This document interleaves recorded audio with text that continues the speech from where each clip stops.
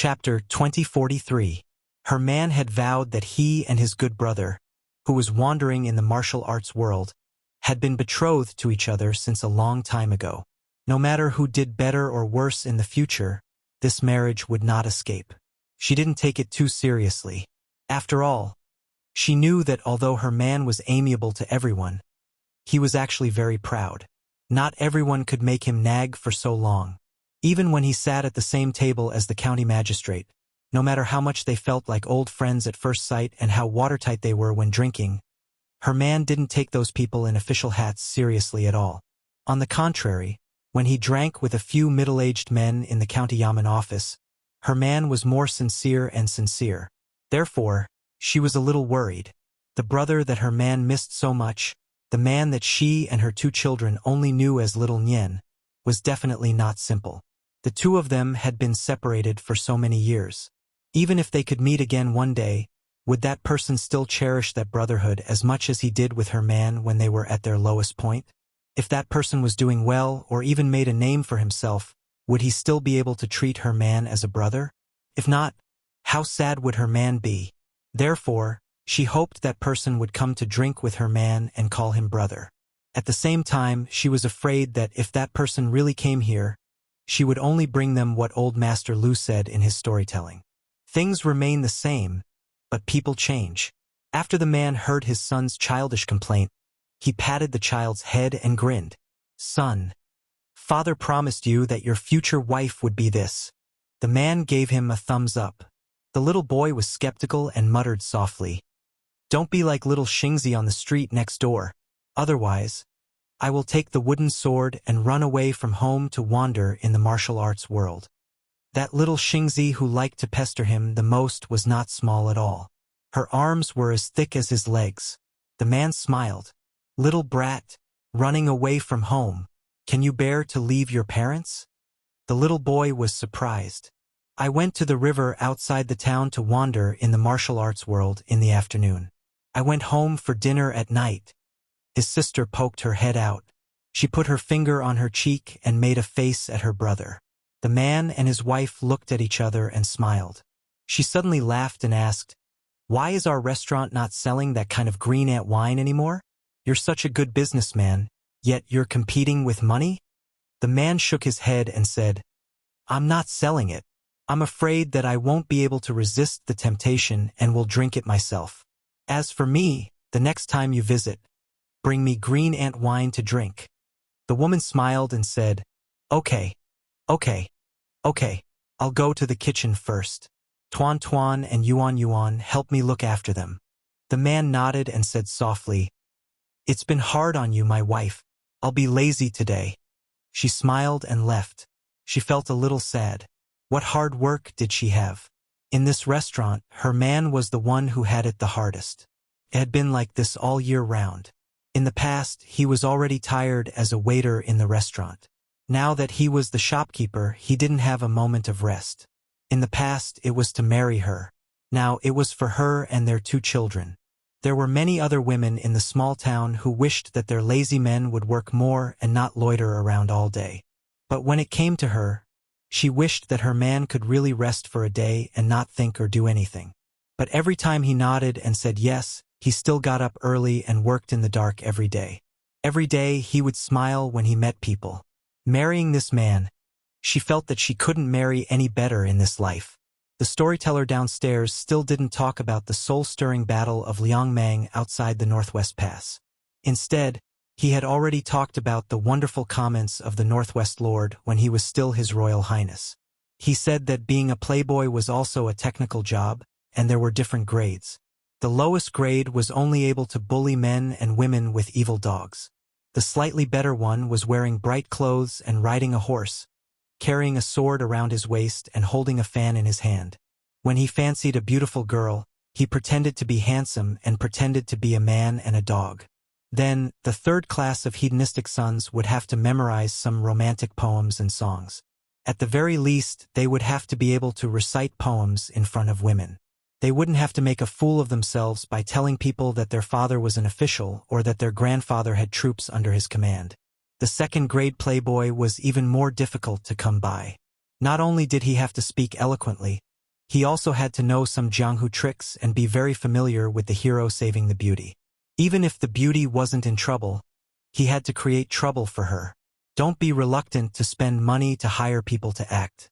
Remember that when you make a move to repel the enemy, the way those ruffians and hooligans fly out must not be the same. They must fly out backward, horizontally, or sideways. Everything must be there. As for the world's top playboys, they were like the elusive Jianghu great grandmasters. They were also outstanding figures who didn't appear in the world. When those heroines and fairies met such people, they had accumulated 7 lifetimes worth of virtue and 8 lifetimes worth of bad luck. From then on, they would be unable to extricate themselves. Even if they were beaten to death, they wouldn't be able to chase them away. The storyteller's spittle flew everywhere as he spoke. He was actually infected by himself. That high-spirited and vigorous spirit made it seem like he was the founder of this playboy business. He took a big gulp of wine and stretched out a finger. He clicked his tongue and said, "For example, playboys who have reached this level will only show women money, but will never let them spend money. Let them see mountains of gold and silver, but won't let them spend a single copper coin. Maybe the women will be willing to pay for it." The hearts of countless people in the restaurant swayed. Someone suddenly shouted, "Is there really such a stupid heroine and fairy in the world? Even after losing someone, they still had to pay for it? I'm the first one who doesn't believe it." The storyteller raised his eyebrows and glanced sideways. "This old man won't talk about other people. Let's just talk about that sentence, 10 years to cultivate Song Yushu, 100 years to cultivate Su Fengyan. Are you convinced? Let's not talk about that Song Yushu who entered the capital's Ministry of Rights and became a high-ranking official. Just the latter, when a woman meets him, can she still be arrogant?" That person was instantly speechless. He wanted to refute but didn't know where to start. After all, he was a frequent customer of the restaurant. He had heard many legendary stories about the Northwest vassal king. There were both admiration and envy. Of course, the latter was more. There were many storytellers in the restaurant. This person often put himself in the shoes of the storyteller. Thus, he naturally didn't want to deny himself. On the second floor, the restaurant manager squatted down and picked up a child. He laughed softly and said, "Tuan Tuan, Yuan, Father will tell you the truth. When Father was roaming the Jianghu, there was also a woman who sincerely called you Father and called Father young master. Although she wasn't a famous fairy or heroine, she was much more powerful than all the heroines and fairies in the Jianghu. Therefore, only your uncle Xiaonian is worthy of her. That kind of good lady, Father feels that she's only slightly inferior to your mother. Tuan Tuan, if you still want to be a hero when you grow up, if you have the ability, find me such a lady to be our daughter-in-law." The little boy frowned and said seriously, "Father, I already have a daughter-in-law. I don't like to be a womanizer. Mother also said that a good man must be loyal to a lady." The man lowered his voice. "That's the reason. Your mother is not wrong, but the good ladies in the world usually admire heroes. Think about it. If she likes you but you don't like her, how sad would that lady be, right?" The child fell into deep thought. Between the daughter-in-law he had yet to meet and the good lady he had yet to meet, it was a battle between heaven and earth. The little girl said angrily, "Father, I'm going to tell Mother that you made Tuan Tuan like so many ladies." The little boy rolled his eyes. The man's expression changed drastically. He coughed a few times and said earnestly to his son, "Son, when you grow up, you must listen to your mother and only treat one lady well, just like Father. Do you understand?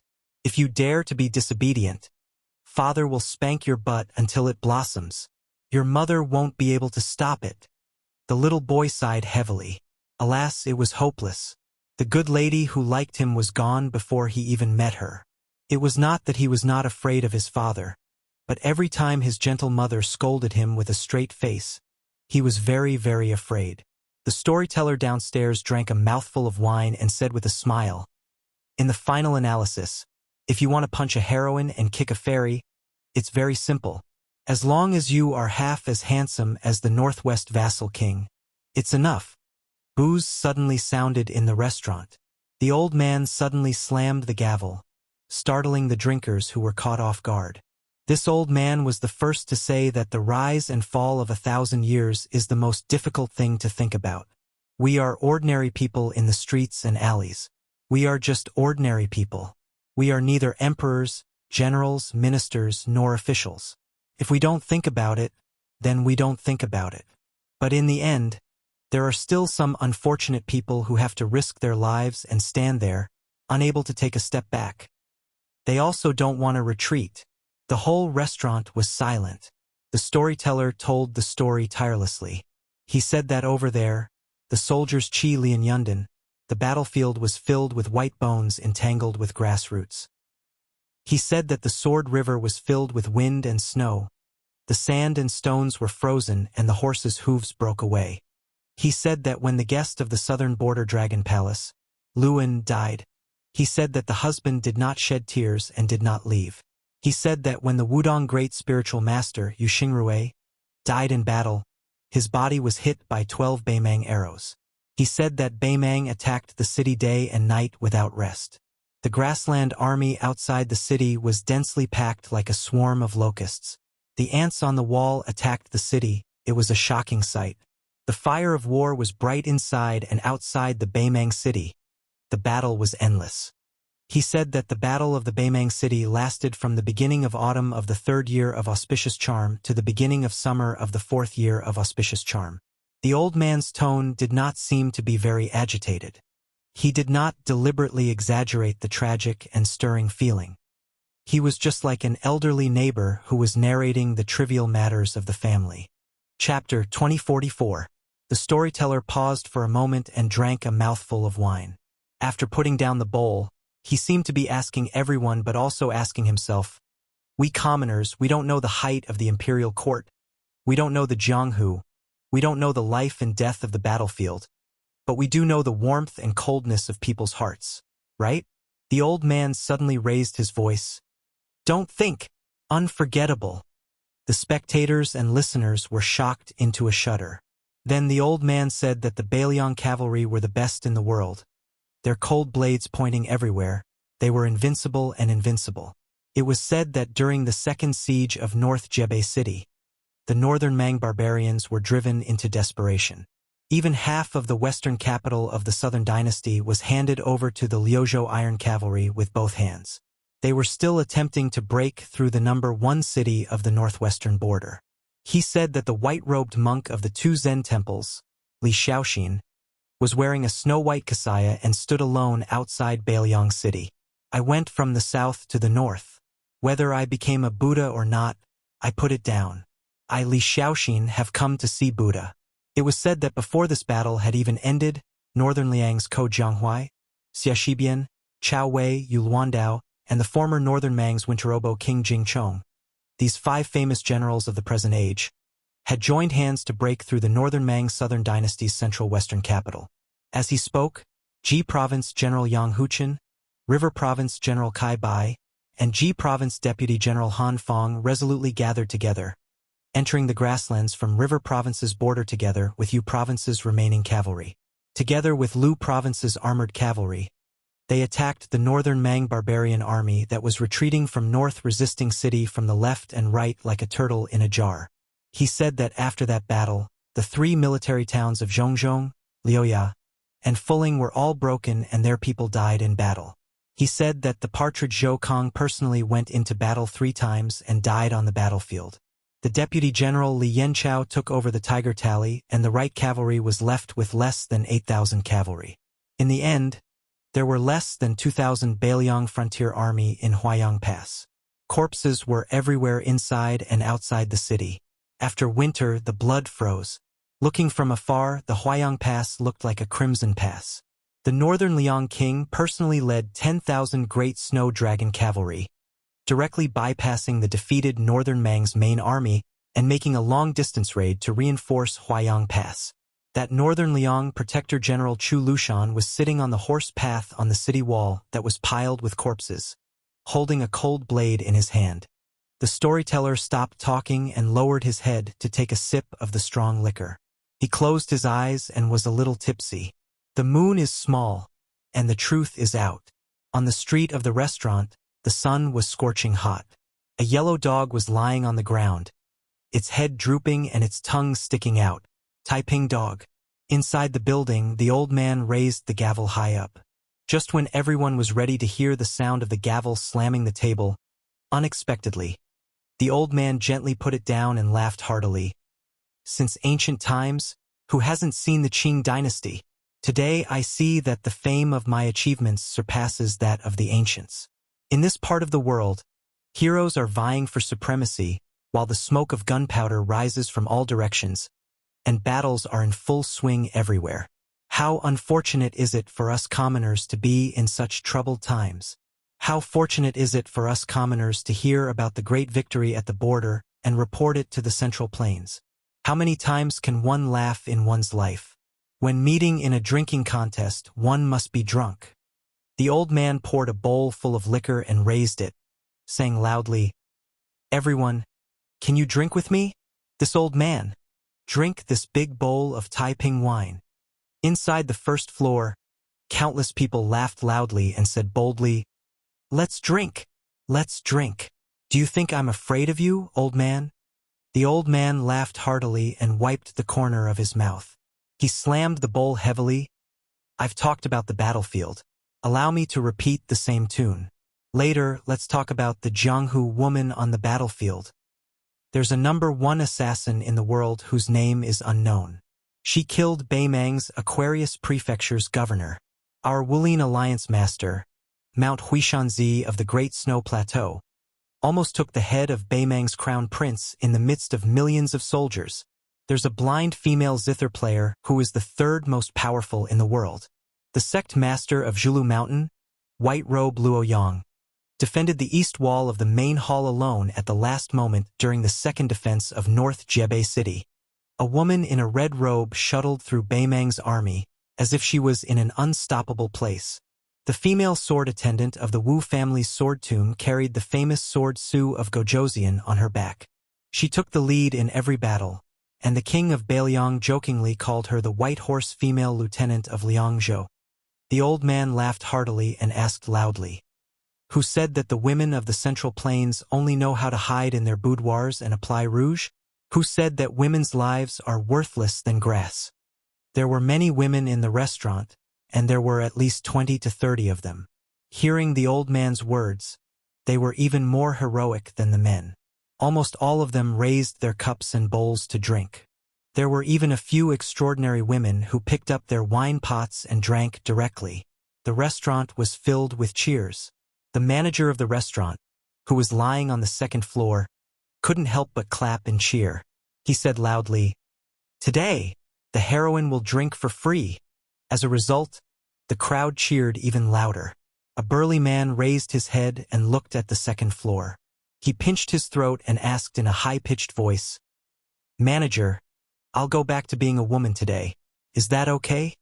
The manager of the restaurant was stunned.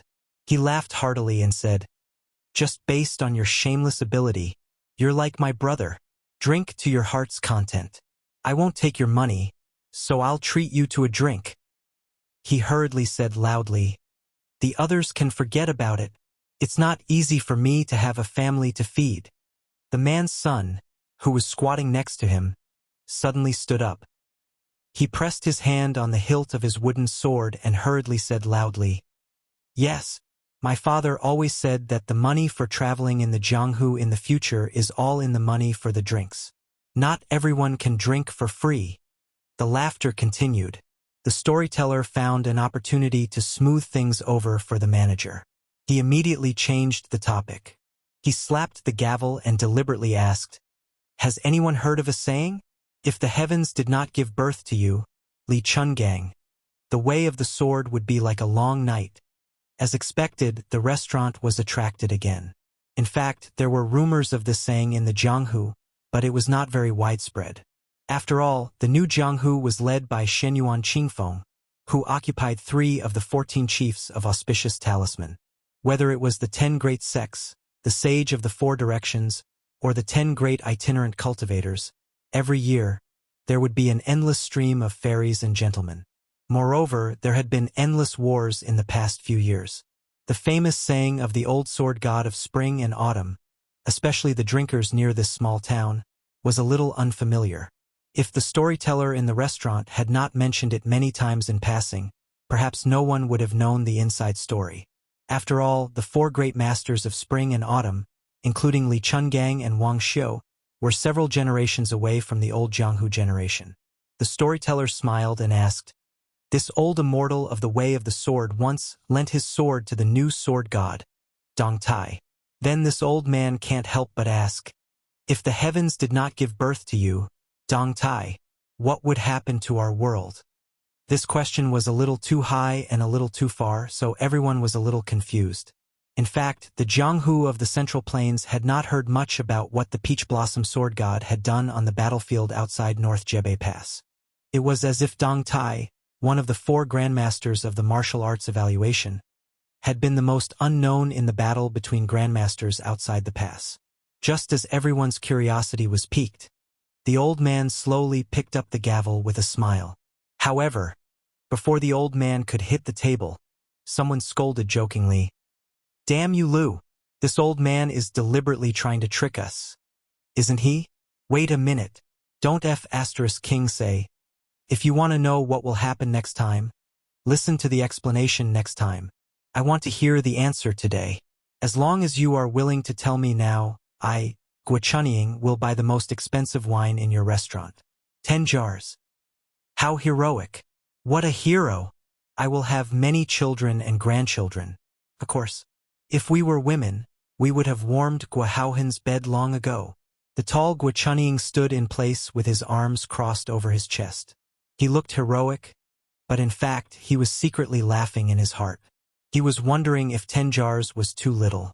He was a famous wanderer in the local area. He had indeed traveled the Jianghu with a sword. He had seen many heroes and fairies. Of course, he had seen them from afar.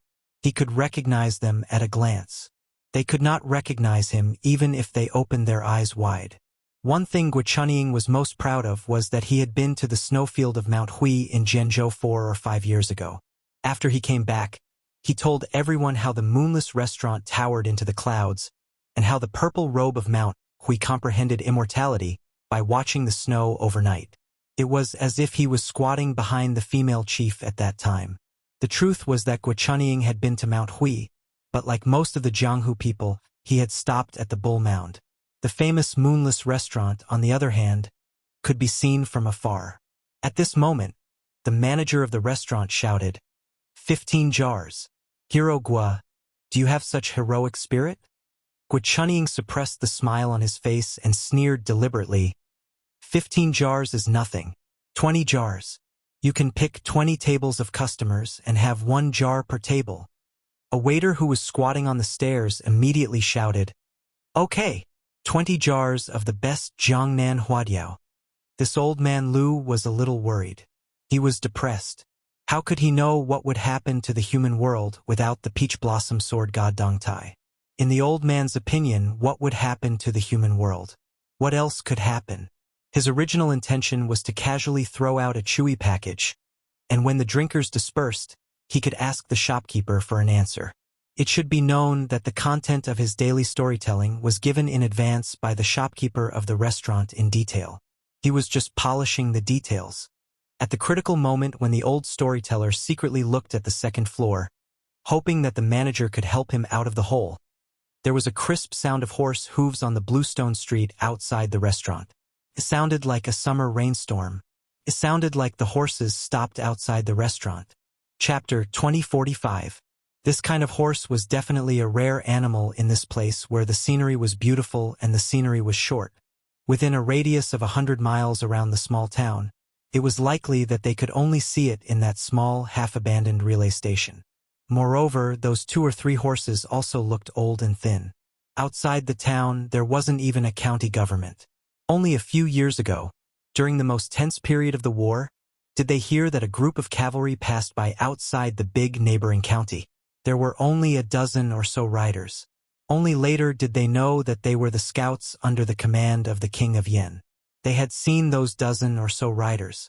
It was said that when they talked to people, Their voices were louder and their waists were straighter than the bamboos on the mountain. Soon, a waiter ran out of the restaurant. His eyes widened and his face was full of disbelief. Were there really such guests who could ride horses to drink in their restaurant? The waiter counted and found that there were exactly one hand. There were a total of 5 riders. After the 5 people got off their horses, they didn't intend to tie their horses and went straight to the restaurant's door. Then the waiter swallowed his saliva and couldn't say anything. He didn't dare to say anything, because those guests were all immortal-like characters. The one in the middle was only dressed in green, and riding on his neck was a beautiful girl. He smiled brightly and looked up at the golden plaque with the words, "Brothers Restaurant." He said to himself, "These words are really ugly. Little sweet potato, far worse than your father, right?" The little girl put her sharp chin on the man's head and said slowly, "Brother, brother, restaurant. Alas, the name of this restaurant is really unpleasant to hear." The man smiled and said, "It's very pleasant to hear. That's why the words are so ugly. I'll endure it." On the man's left, there was a woman in white with 2 knives on her waist. A man? In short, it was hard to tell whether she was a man or a woman. On the man's right, there was a woman with a purple box on her back. The waiter didn't know much about the world. He just thought that although he hadn't seen the heroines of Jianghu, the 2 in front of him were definitely more beautiful than all the heroines of Jianghu put together. Behind the man, there was a woman in green with a slightly cold face. She wasn't so beautiful that she was frightening, but that was only relative. The waiter of the restaurant gathered his courage and asked in a trembling voice, "Dear guests, are you here to drink in our brother's restaurant?" The man smiled and asked, "Don't tell me you don't sell alcohol and can only eat and drink tea?" The waiter said awkwardly, "No, no." The man waved his hand and said with a smile, "Don't worry about us. You do what you need to do." The waiter felt as if a heavy burden had been lifted off his shoulders, but he was also very disappointed. He couldn't care about anything else, so he lowered his head and jogged back to the restaurant. After this group of people crossed the threshold of the restaurant, the lobby of the restaurant quickly became silent. The green-clothed man in the lead glanced at the surroundings, and then he raised his head to gaze at the manager of the restaurant that was dumbstruck. The corners of his mouth curled up as he shouted loudly, "Waiter with the surname 1." The appearance of this group of people was the strangest thing in the world. Therefore, when this handsome and elegant man's words sounded a little strange, no one cared. Not only the guests at the 30 tables on the first floor, even the guests at the dozen or so tables on the second floor stood up one after another and stood on the railing to look down at this group of distinguished guests. The manager of the restaurant, who had been lazily lying on the railing, had unknowingly straightened his back. For some reason, his eyes were somewhat red. After hearing the shout of the man at the entrance downstairs, he said with a hoarse voice, "Here." The pair of children beside the man raised their heads, wondering why their father was so unwelcoming. That man laughed loudly and asked, "Do you have good wine?" The manager of the restaurant on the second floor took a deep breath. "Yes." That man continued to ask, "Do you have good meat?" On the second floor, the crippled man who had already left the Jianghu for a long time yelled out, "Yes."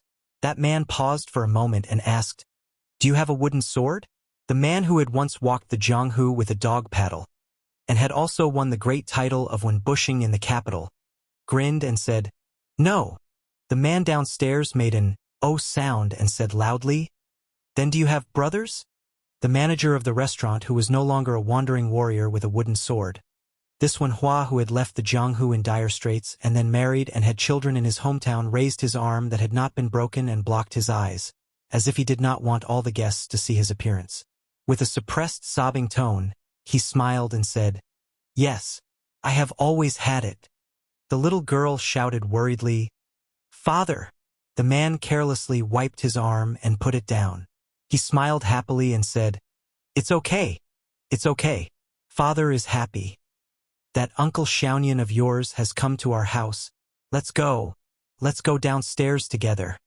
He held his daughter's hand while his son gently tugged on his other sleeve. The 3 of them quickly went downstairs together. At the entrance of the restaurant, The little girl who was nicknamed Little Sweet Potato by the man helped her father gently wipe away the wine on his face. She sighed and said, "Father, I really don't want to criticize you. Although you said that a real man's thing is not tears and should be called wine, isn't it too embarrassing for you to do it in front of so many people?" The man was silent. He only looked at the guy who was limping towards them with the two children. Although he had long known, when he really saw this scene, he lowered his head and exhaled softly. When that guy came closer, he raised his head and asked with a smile, "Are you limping? How did you do it? Did you get punished for taking liberties with a good girl on the street?" "It's a small matter, it's not a big deal. Tisk tsk. Didn't you say that you have brothers? I don't care about you.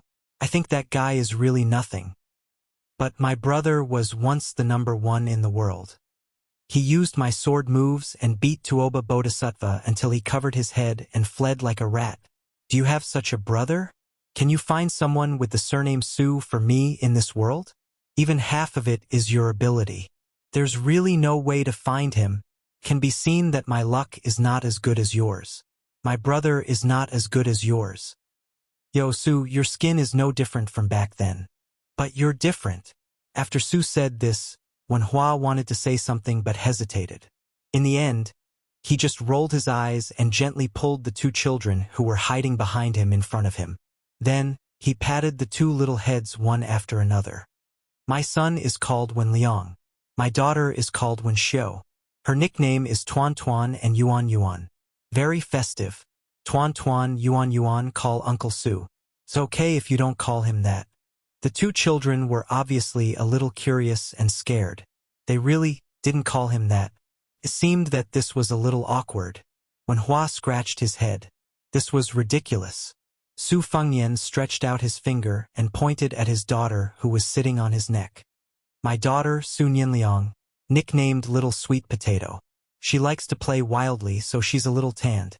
Oh right, Little Sweet Potato, call Hero Wen." The slightly tanned Little Sweet Potato was much fairer than the little charcoal back then. She quickly whispered in her father's ear and asked doubtfully, "Father, shouldn't I call him Uncle Wen? Why do I have to call him Hero Wen?" Su Fengnian explained in a low voice, "That guy cares about face the most. Calling him Hero Wen is more useful than calling him Uncle Wen. Whether or not we can eat and drink for free later depends on you, my daughter." When Hua, who had heard everything, muttered a curse. He no longer paid attention to this bastard surnamed Su. He raised his head and said with a smile, "Little Sweet Potato, you're so handsome. You must take after your mother. Fortunately, you look like your mother. If you take after your father even a little bit, you'll really be in danger in the future." Little Sweet Potato didn't listen to her father. She smiled and shouted, "Uncle Wen." After when Hua heard this, he couldn't stop smiling. He quickly nodded and said, "Good girl. So good." Su Fengnian said helplessly, "Oh right, these two beside me, you can call them sisters-in-law. Remember, there's no difference in seniority. If you call them wrongly, you'll have to deal with it yourself. I'm the biggest daughter-in-law in the world. I'll only help beat you up." When Hua first cursed, and then he looked at them and said in all seriousness, "Sisters-in-law, nice to meet you. My surname is Wen and my name is Hua. I once had too many nicknames, so I won't mention them for now. Unfortunately, I'm the older brother surnamed Su. It's indeed a bit unfortunate for our family. Haha, in the future, I'll have to trouble sisters-in-law to take care of this good-for-nothing little brother of mine. Don't look down on him. Even if you really don't like him, that's fine too. You can just barely make do with him. Since you've accidentally married him, then you can only follow the man you marry." Su Fengnian had just put down Little Sweet Potato when he heard this nonsense. He couldn't endure it any longer, and he made a move to raise his leg and kick Wen Hua. Wen Hua tacitly raised his leg as well. However, it was obvious that this man had forgotten that he was lame at that moment, and he instantly staggered and fell. Su Fengnian quickly took 2 steps forward. After he held onto Wen Hua's shoulder, he said in a light voice, "Wen, I'm sorry." Wen Hua didn't mind and said with disdain, "Fuck off, fuck off. I don't like hearing these words. Do you still want a drink?" Without waiting for Su Fengyan to say anything, Wen Hua turned around and said loudly, "Today, the wine that everyone drinks in my restaurant is my treat." But in next to no time, Su Fengyan grabbed Wen Hua's arm and covered his mouth, and Su Fengyan roared with laughter. "Heroes and heroines, don't take it seriously. Don't take it seriously. We Wens are talking drunkenly. How can there be a reason in this world that we don't have to pay for our drinks in a restaurant? There's no such reason at all." After Su Fengyan let go of Wen Hua's arm, Wen Hua said shamelessly, "I drank too much, haha. I drank too much." Wen Hua, who'd incurred the wrath of everyone, tactfully made up for it. "But all the drinks in the restaurant today are 20% off. That's more like it." After that, Wen Hua gave the storyteller a look, indicating for him to continue telling the story and just say whatever he wanted. In the end, Wen Hua led Su Fengyan's group up to the second floor. After much persuasion, he finally asked for a table from a table of customers, and the price was that the restaurant gifted them with 10 jars of huadiao. There were 4 long benches on one table. Wen Hua and Su Fengyan each occupied a stool facing each other. Wen Hua and the 2 children sat on one. Ginger and White Fox sat on one stool for the first time, and Little Sweet Potato was squeezed in the middle. The little boy called Wen Liang stole a glance at the fellow nicknamed Little Sweet Potato from time to time, but every time he looked, she would immediately glare back at him and didn't forget to raise her fist once. Chapter 2046.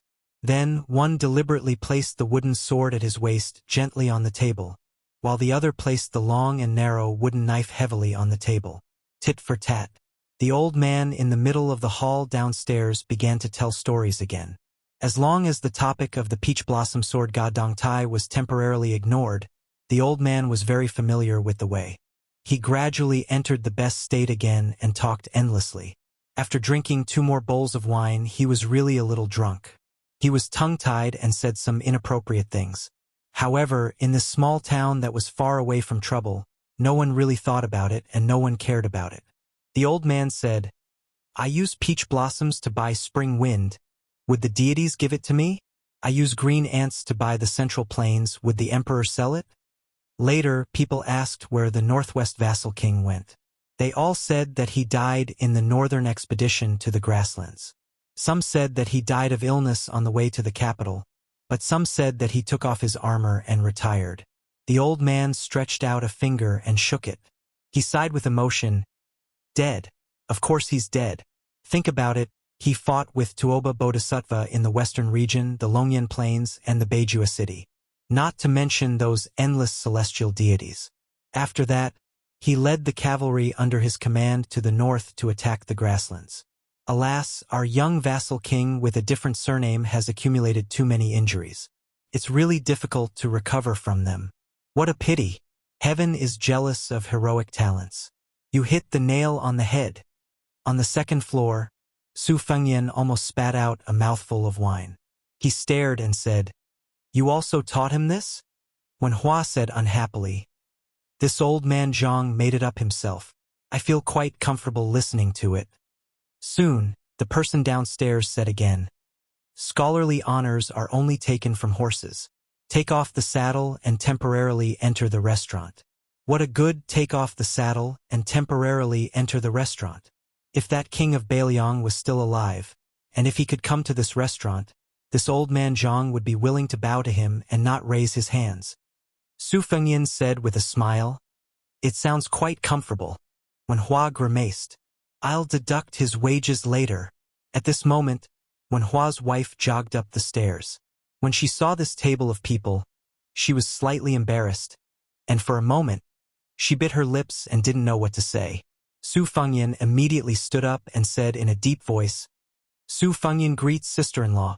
Not only Su Fengyan, even Ginger Mud and White Fox Face stood up. Little Sweet Potato even shouted in a crisp voice, "Hello, Auntie. My name is Little Sweet Potato." "Oh, that's not right. My name is Su Nian Liang." Nian as in Yen, Liang as in Beiliang. She hurriedly curtsied to Su Fengyan, and then smiled at the 2 sisters-in-law who could make all the women in the world feel ashamed of their inferiority. Finally, she smiled at the cute Little Sweet Potato and said softly, "Hello, Little Sweet Potato. Little Sweet Potato responded with a big, bright smile. Su Fengyan said softly, "Sister-in-law, please take a seat." She said apologetically, "I won't sit. I'll go to the kitchen and cook some dishes for you too. I'm not good at cooking. Please don't take offense." She clenched the corner of her clothes with both hands. Even if her man's brother was amiable and easier to get along with than she had imagined, she was still very nervous. She hesitated, looked at the man who turned to smile at her, and mustered up her courage to say to Su Fengyan, "Ever since I met Wenhua, he has been talking about you, because he really, in this life, other than his own brother, he only sees you as a brother. Sorry, I'll go downstairs first." Before Wenhua and Su Fengyan could say anything to persuade her to stay, she had already turned and went downstairs. Su Fengyan said, "1. The reason you can find such a wife is because of this." He stuck out his thumb. Wenhua puffed out his chest and said with a matter-of-fact face, "Who am I?" Su Fengyan snorted and stuck out 2 fingers. "Unfortunately, I'm still a little stronger than you.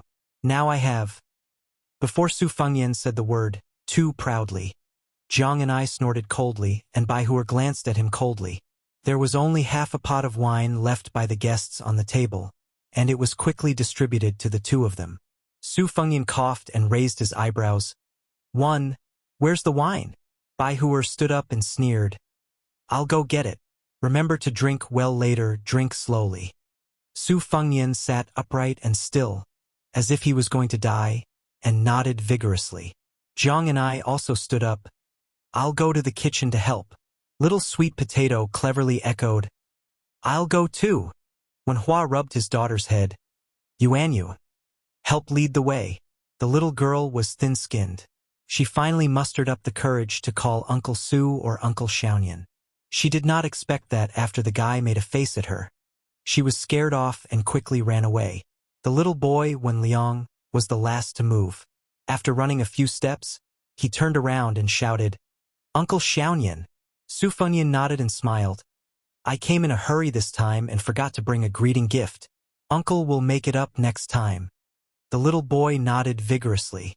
Just as he turned around and ran a few steps, he turned around again and shouted, "Uncle Xiaonian, my father said that it's okay to call you father-in-law." Su Fengyan really spat out a mouthful of wine this time. He was probably close to vomiting blood. All sorts of feelings welled up in his heart. Wenhua held his stomach with one hand and laughed. After drinking the last of the wine in their bowls, the 2 of them did not speak again. The storyteller downstairs also came to an end. Even if there are thousands of emotions, even if there are thousands of feelings, who will you tell them to? Who will listen? People in the world, even if they can't bear to part, they will eventually have to part. Even if there are regrets in the world, don't worry. Su Fengyan nodded and turned around to ask, "Wenhua, where did you find this storyteller? He's really good at telling stories." Wenhua smiled and said, "Back then, this old master happened to pass by this restaurant. At that time, I was still just a waiter. But when I heard the old Mr. Sour tone, it was very similar to you back then. So I persuaded the old shopkeeper to stay. I wanted to let him tell me about your stories in the martial world." Wenhua raised his bowl and realized that there was no more wine, but he did not put it down. "The more I listened, the more I thought that one day in the future, when both of us are around, I must invite old Zhang to sit down and then ask you to treat him to a glass of wine." Su Fengyan also raised his empty bowl and clinked it with Wenhua. "It's my duty." White Fox's face brought over 3 pots of wine. They were neither good nor expensive, but the taste was strong enough. That was all. After she placed the 2 pots of wine on the table, Wenhua slapped his forehead. "Although the restaurant doesn't sell Bailiang's green ant wine, I still have a few jars hidden." Su Fengyan smiled. "What's the rush? Drink first." Wenhua nodded.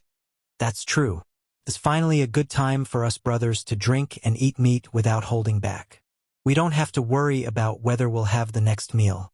We should drink more." White Fox's face did not sit down. She carried the pot of wine and walked towards the railing, her back facing the 2 men from afar. Wenhua asked softly, "How are you doing?" Su Fengyan thought for a moment. "Not bad. Wen Hua smiled. I'm doing better than you, so today's wine is on me. Su Fengyan rolled his eyes. Why do you say that? Wen Hua stretched out his thumb and pointed behind him. I have 2 children. You only have 1. Su Fengyan originally wanted to compare the number of wives he had, but he suddenly thought of White Fox's face embroidered with winter-spring thunder on his waist. She was standing right there. He could only grit his teeth and say, "You win!" When the storyteller stopped telling stories, the customers in the restaurant did not refill their glasses and quickly dispersed. After drinking the 2 pots of inferior but strong wine, Wen Hua got up to get the green ant wine that he had kept for a long time. He even pulled the old gentleman to the 2nd floor. Su Fengyan also got up to toast the old man with a big bowl of green ant wine. At that time, the old man hurriedly got up. Although the other party asked him to drink as much as he wanted, the old man still tried his best to drink half a bowl. The old man only knew that the man who could not be considered too young was the brother of the restaurant's shopkeeper. He was probably called Little Nian. Just like the king of Beiliang, Su Fengyan had the character Nian in his name. After the old man drank the bowl of green ant wine that really burned his mouth and intestines, he wobbled his farewells and went downstairs. He felt that after drinking so much wine today, he had achieved his goal. In particular, after accepting the toast of that strange man at the end, he felt that it was somewhat quite worthy of pride. As for why exactly the old man was 70 to 80% drunk, he did not think deeply about it, but he also could not think deeply about it. On this day, Su Fengyan finally got drunk again. After he finished his first trip to Liangyang Lake, he returned to Liangzhou and returned to Mount Qingliang. It was very strange. After that, it seemed that he really did not get drunk again. The 2 groups of women and children sat at a table far away on the 2nd floor. From beginning to end, they did not disturb the 2 men who were drinking and chatting. Su Fengyan said drunkenly that he found a place surrounded by mountains and brought them to live in seclusion. He said that they all knew Li Dong, and a little monk called Wu Nanbei went to Gangnam-do. The little monk said that he wanted to build a temple, because when there was a temple, there would be pilgrims. With pilgrims, there would be incense money. With incense money, even if he could not become a Buddha and burn Buddhist relics, he would still have money to buy rouge and face powder for Li Dong. He said that his younger brother, Su Longxiang, also found a wife that he was satisfied with. The woman called Murong Longshui, for Huang Manor, turned from a 200-pound fatty to a 100-pound woman. He said that he must find that guy called Chun Jibao. He did not believe that this *T war sage in white was really dead. He must ask him why in person. He said that he originally wanted to introduce a guy called Zhao Zhu to Wen Hua. Unfortunately, that bastard was too stingy. He was not even willing to treat people to drinks, so he let it go. He said that a guy who used to be called Zhao Zhuan and his wife settled down in Beiliang's Daoling prefecture and became a private school teacher. It was quite good. He said that the former sect leader of Wudong, Li Yufu, should not have left.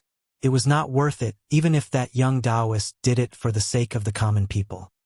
He said that it was a pity that Wen Hua did not get to see the magnificent scene of thousands of exiled immortals descending like rain. He said that he did not know if his disciple, Li Dong, could really become a land flood dragon and become the last land immortal in the world. He said that his Su family had changed to the residence of the Beiliang prefect. He could not bring Wen Hua there to show off. Chapter 2047. Previously, there was an urgent report sent to the Spring Snow Building that there was a Jianghu man who dared to attack the sandbar in the middle of the river at the origin of the crisscrossing tide, trying to cut off the 2 intersecting tides. Song Li didn't mind that the onlookers couldn't see the tide in the end, but he was surprised by the Machateman's behavior. Now, Liang, Zhao Go and the Ministry of War had joined hands to suppress Jianghu secretly, and at the same time to gather the forces of Jianghu from all over the place. They were like fishing in a net. The 1,000-year-old tortoises hiding in the deepest part of Jianghu wouldn't be touched. But those fat fish, especially those with nests, only had 2 paths to take. They could either go to the Ministry of War and file their reports, or wait to face all kinds of unexpected disasters. Now, some of the 2nd and 3rd-class sects in Jianghu had been mostly cleaned up, and the next step was to deal with the top 20 behemoths. It was always said that Jianghu was far away, but how far could it be? Now, the hooves of the Liang Iron Cavalry had already trampled on the northern grassland of the old Beimang. Therefore, when Song Li heard that there was someone who dared to commit crimes in his territory at such a critical juncture, Song Li really wanted to see it with his own eyes. Especially when the spy said that the dragon crossing the river was a young woman, he became even more curious. A woman in the world who used a machete to cut off the tide? But the real reason that made Song Li restless was more complicated and deep. He hoped that the audacious female grandmaster from the Jianghu would be able to help him find some clues, and then follow the clues to find a certain person. If that person was still alive in this world, then Song Li would kill him no matter what price he had to pay. In today's Liang imperial court, after that person's death, almost everyone felt relieved. The old Beimang officials who had lost their territory because of the defeat felt this way, such as Zhong Shentong and Zhong Tan, who had made a comeback, and the civil and military officials of Nanjiang who followed the true dragon to the north, and even the two scholars of Jiangnan and Liao were no exception.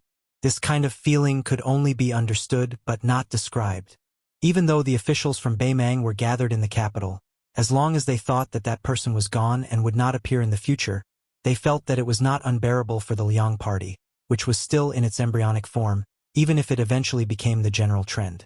How could the Central Plains be unfamiliar with the struggle between factions in the imperial court that was always the same? Fighting back and forth, at most, they would be spat at in the imperial court, but they would never be stabbed by someone's knife and bleed a few pounds of blood. From now on, the Beiliang Dao was still the Beiliang Dao, and the Beiliang Dao was still the Beiliang Dao. However, the Dao of the Su family would stop at the 6th generation of Su Dao, because the Beiliang Palace had become the most magnificent official residence in the world. Song Li knew that person was definitely not dead. Even if His Majesty personally said that he was dead, how could the merit of supporting the emperor and the official who followed the emperor compare to the irreplaceable merit of killing that person? The key was that this irreplaceable merit would not be so great that it would shock the emperor, because His Majesty knew he knew, and a few important officials who were qualified to come into contact with that level knew. Other than that, no one else knew. Whether or not Song Li, who was destined to be unable to gain merit on the grasslands, could smoothly change the peace character to the conquest character in 10 years depended on this one move. Song Li knew very well that of the 4 conquest generals, other than Wu Zhongshuan who had taken the initiative and kept the title of Southern Conquering General, the Emperor Zhao Zhu, in order to keep the imperial court in check, would definitely have one person from the Liang faction and one from the Nanjiang faction. Then, there was only a literal position left. If Zhao Zhu, in order to appease the old officials of Great Peace City of the previous dynasty, gave out another conquest character, then where would Song Li be in the future? Would he be cooped up in Guangling Dao as a deputy provincial governor for the rest of his life? Moreover, the position of Jidushi in the future would only be a nominal position, and its weight would be far inferior to that of the administrator. Zhao Zhu's new dynasty would definitely not repeat the mistakes of the past and watch as more than 20 Daoist territories reappeared in the world. Song Li did not act rashly and alert the enemy. He ordered the elite cavalry to not move. He only mobilized a large number of secret spies that he had carefully cultivated according to Beiliang's method of raising water and raising eagles, as well as a dozen or so Jianghu dogs with extraordinary martial cultivation. He was going to cast a long line to catch a big fish for the woman whose identity he did not yet know. Zhao Go, who was familiar with all kinds of inside information in northern Liang, had almost died during the auspicious talisman era. Moreover, after the death of Yuan Benshi, the teacher of half-tongued emperor, he completely lost control of the spy network in northern Liang. The successor who took over from Yuan Benshi had always been shrouded in mystery. Even Song Li had no way of knowing the identity of the successor. He only heard that the successor was an old official of the previous dynasty and was almost blindly trusted by the new emperor Zhao Zhu. Song Li did not dare to pry into it because it was a king's reverse scale. How could he not know Zhao Zhu's nature? The true nature of an emperor. What was the relationship between Zhao Zhu and that person? They were true friends of life and death. Otherwise, how could that person have come to Great Peace City alone? How could he have been surrounded by hundreds of Jianghu experts and more than 30,000 armored soldiers? How could he have been seriously injured and died in Wuying Palace? On the bottom line, Zhao Zhu's tolerance was in line with his identity as a wise ruler. Once he crossed the line, Zhao Zhu's iron fist and cold-bloodedness made even Song Li tremble with fear. Back when he had taken Great Peace City, Zhao Zhu had Zhang Fuding and Lin Ye, two martial grandmasters, charge out with only a dozen or so cavalry. Including the main general, the 3 military officers were all sent back with their heads. Even someone as ambitious as Song Li had to admit that Zhao Zhu was the person most suited to be emperor in the world. Even that person was not as good as Zhao Zhu. Song Li gazed into the distance with complicated thoughts. He saw the line of tide surging over like a snow-white wall. The water splashed and shattered like pearls and jade, and the sound was like thunder. It was like the disbanded Bailiang Great Snow Dragon cavalry on the battlefield, and the 10,000 cavalry that had come to Jiangnan in the second year of the Xiangfu years. It was magnificent and could not be any more magnificent. The corner of Song Li's mouth rose as he murmured in a small voice, "Let's go." At this time, among the people watching the tide on the banks of the Guangling River, there was a slender man with a girl with slightly dark skin riding on his neck. She had 2 long and narrow wooden blades, one large and one small, hanging from her waist. ###extra Chapter 2. A few days ago, I participated in an activity in Longquan and just returned today. Therefore, the extra update is slightly delayed. In the future, I will try to update regularly around 7 p.m. It will be serialized on the WeChat public platform. Fenghua, 1985. Beside the man stood a young girl with skin even darker than the little girl. She carried a sword box on her back, 2 swords at her waist, and a long sword at her back. Looking at it this way, the young girl did not look like a swordsman who aspired to reach the peak of the way of the sword, but a girl who wanted to sell swords all over her body. The little girl with her chin on her father's head rubbed his face and chuckled. "Father, you are much more handsome than yourself." The man said softly in a helpless tone, "Heartless daughter." The young girl who carried at least 7 or 8 swords smiled sweetly. The little girl pressed her hands on her father's head. "Oh, surnamed Su, you are rebelling. See if I don't complain to second mother, third mother, fourth mother, fifth mother, sixth mother, eighth mother, and ninth mother. I will say that you are seducing fairies again. Let's see if they believe you or little sweet potato." The man sighed and said, "Little sweet potato, what do you mean by 5th, 6th, 7th, 8th, and 9th?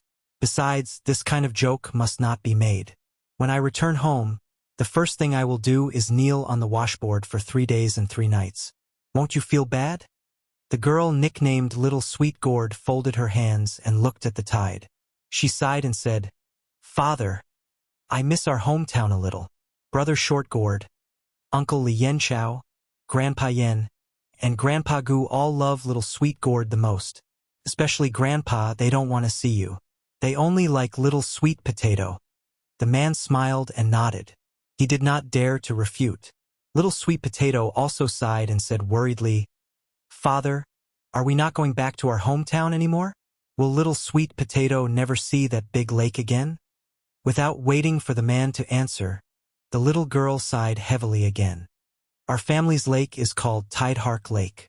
After seeing the tide of Guangling River, I will treat it as if I have returned home." The man smiled and said gently, "You are so sensible." Little Sweet Potato lowered her voice and said, "Then can I go to Wu Wu City with father and not follow Brother Tong and the others home in a hurry?" The man said unhappily, "Sure. At most, father will suffer with you. You will be beaten by your mother, and father will kneel at the side. We will bear the burden together. How about it?" The little girl weighed the pros and cons, but in the end, she gave up. In any case, she could go out with her father every year. She actually missed her mother a little. As for those second mother, third mother, fourth mother, and so on, she also missed them. It was just that she did not miss her mother as much. The tide had already passed. The mist that covered the sky and the sun came rushing over. The man did not deliberately block it. The little girl stretched out her hands and made threatening gestures. She was very happy. The man chuckled and said, "Little Sweet Potato, father often talks to you about that old man in the sheepskin fur coat.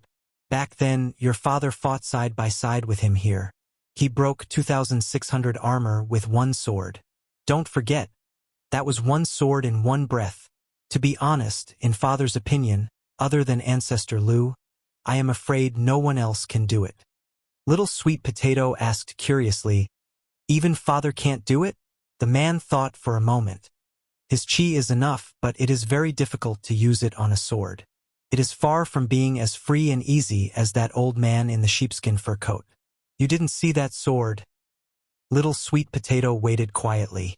The man hesitated for a moment and sighed. That sword, there is only one sword in the world. Unfortunately, we are destined to never see it again. The man stretched out a hand and pointed to the river. Even earlier, that old man was probably as young and handsome as your father. He once crossed the river on a sword.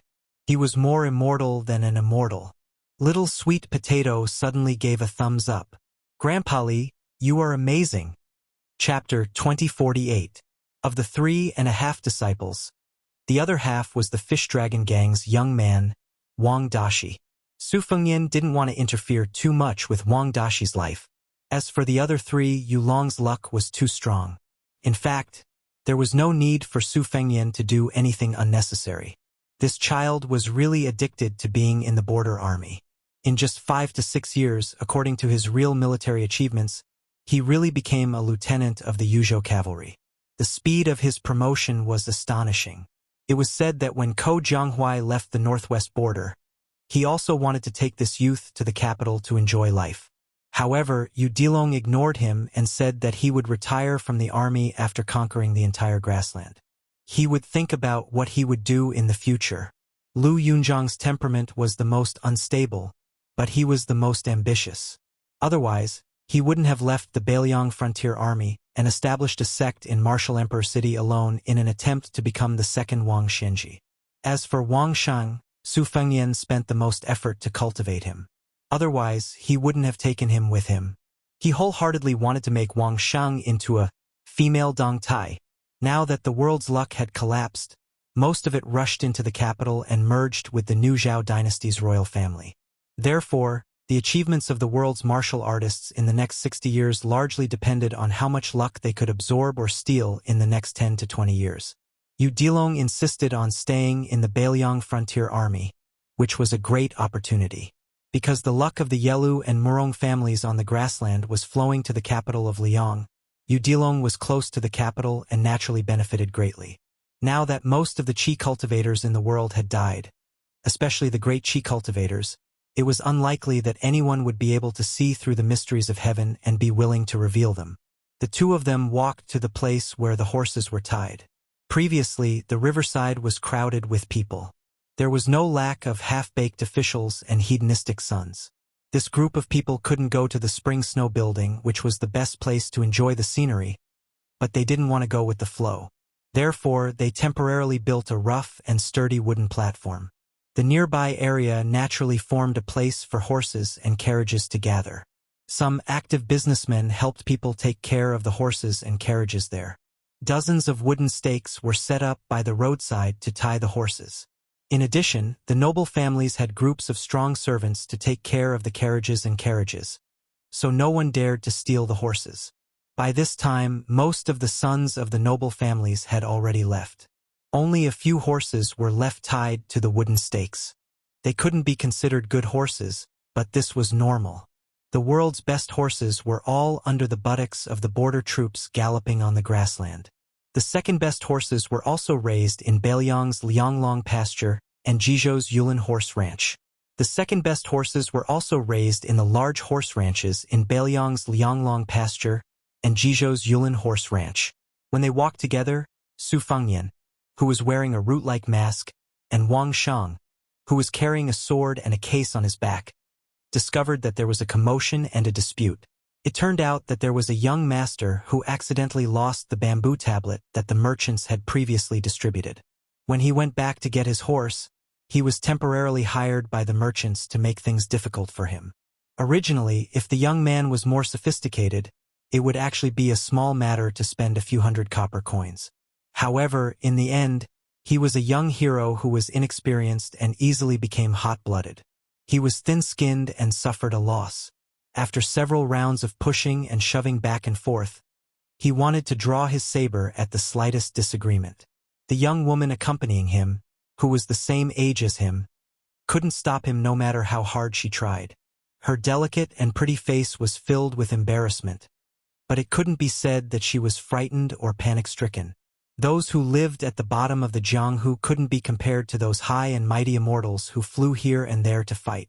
They were neither dragons who crossed the river nor tigers who sat on the ground. They were just small fish and shrimps in a rotten swamp. It was inevitable that they would be covered with the smell of dirt. Therefore, they always liked to fight one-on-one. Moreover, it was the kind where the old man led his brothers to fight one-on-one. If the young machete man who couldn't stand being teased decisively drew his saber, it would be fine. Perhaps it could even frighten people. However, for some reason, when the young man drew his saber halfway out of its sheath, it seemed that he remembered some sect rules. In the eyes of those ruffians and wanderers, of course, he was an embroidered pillow with a straw belly. As for the beautiful woman who was implicated, their words became more and more frivolous and obscene. The young machete man who had never been humiliated like this had his eyes bloodshot. It was obvious that he was extremely angry.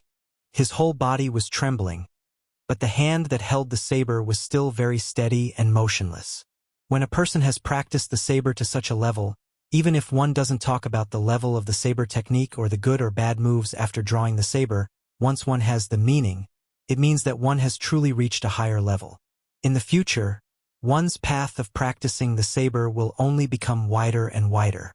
However, if he dared to kill someone here with the current situation of Guangling sect, even if this young man's path was wide, without his head, he would not be able to continue walking.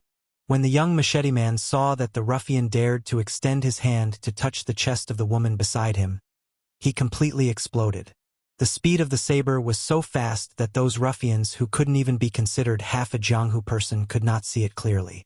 The local ruffian who was scared stiff was dumbstruck. He blinked his eyes and only saw a trace of the saber tip in front of his eyes. His forehead was somewhat cold, perhaps because the tip of the saber had pierced through it. He had the demeanor of a general and did not move at all. Of course, it was not that he really had the courage to be fearless when facing the saber tip, but that his 3 legs were so scared that they were weak and could not move. The young machete man who had almost split the man in half was also somewhat scared. His face was flushed red, and his expression was complicated as he turned his head to look at the person holding the saber with 2 fingers. Su Fengyan's 2 fingers pressed down on the spine of the good saber, and he smiled. "Young hero, you have to change your temper in the future. When you meet this kind of person who doesn't have eyes and can't be reasoned with, just announce your Jianghu name and sect. It will most likely work. Even if it doesn't work, don't kill people so easily. The government is not to be trifled with." The young machete man took a deep breath and gently pulled out the saber. The uninvited guest with an ordinary appearance also took the opportunity to release his fingers. The young machete man put the saber back into the scabbard and saluted. "I have learned." The beautiful and gentle woman smiled at Su Fengyan and said, "I am Gao Tengyan of the Spring God Lake's Big Dragon Gang. My father is Gao Biaoyao. May I ask if Senior can come to my humble home for a chat? My father loves to pay respects to the heroes of the world. That's why he has the slightly famous Chivalry Hall. Every time a hero comes, a chair will be placed there. Now there are 26 chairs. Manor Master Tong of Jinswa's Saber Manor has recently received a cordial invitation from my father. He may appear, if Senior is willing to go." Su Fengyan interrupted the woman's words and tactfully declined. "I won't impose on you. Besides, I'm not famous in Jianghu. How can I be on the same level as that female saber saint in your Chivalry Hall? Master and disciple have urgent matters to attend to, so we'll take our leave first." The woman frowned imperceptibly, as if she was wronged and resentful. However, in the depths of her naturally charming eyes, there was a hidden killing intent. She quickly smiled and said, "If that's the case, I hope Senior will come visit us when you have the time." Su Fengyan laughed heartily and said, Of course, I've long heard that the Big Dragon Gang recently picked up a huge rock from the Spring God Lake. Even the Spring Snow Building can't compare to it. If there's a chance, I'll definitely go. There are more than 100,000 words of extras to read on WeChat's official account. I won't continue to update here. WeChat's official account. Fenghua 1985. ### extras chapter 4x00A0. To read more extras, please follow my WeChat's official account. Fenghua 1985. People who watch the tides year after year will not be satisfied until their hair turns white. From the spring and autumn sword to Yonghui, then to Xiangfu until today's Yangjia, the tides come every year. People with white hair leave every year. Just like the spring and autumn sword and armor Li Chungang in Jianghu, the Su family in the Northwest Frontier Fortress, and the Great Snow Dragon Cavalry in the Beiliang Frontier Army, they will also gradually disappear in the surging river as the old people gradually pass away.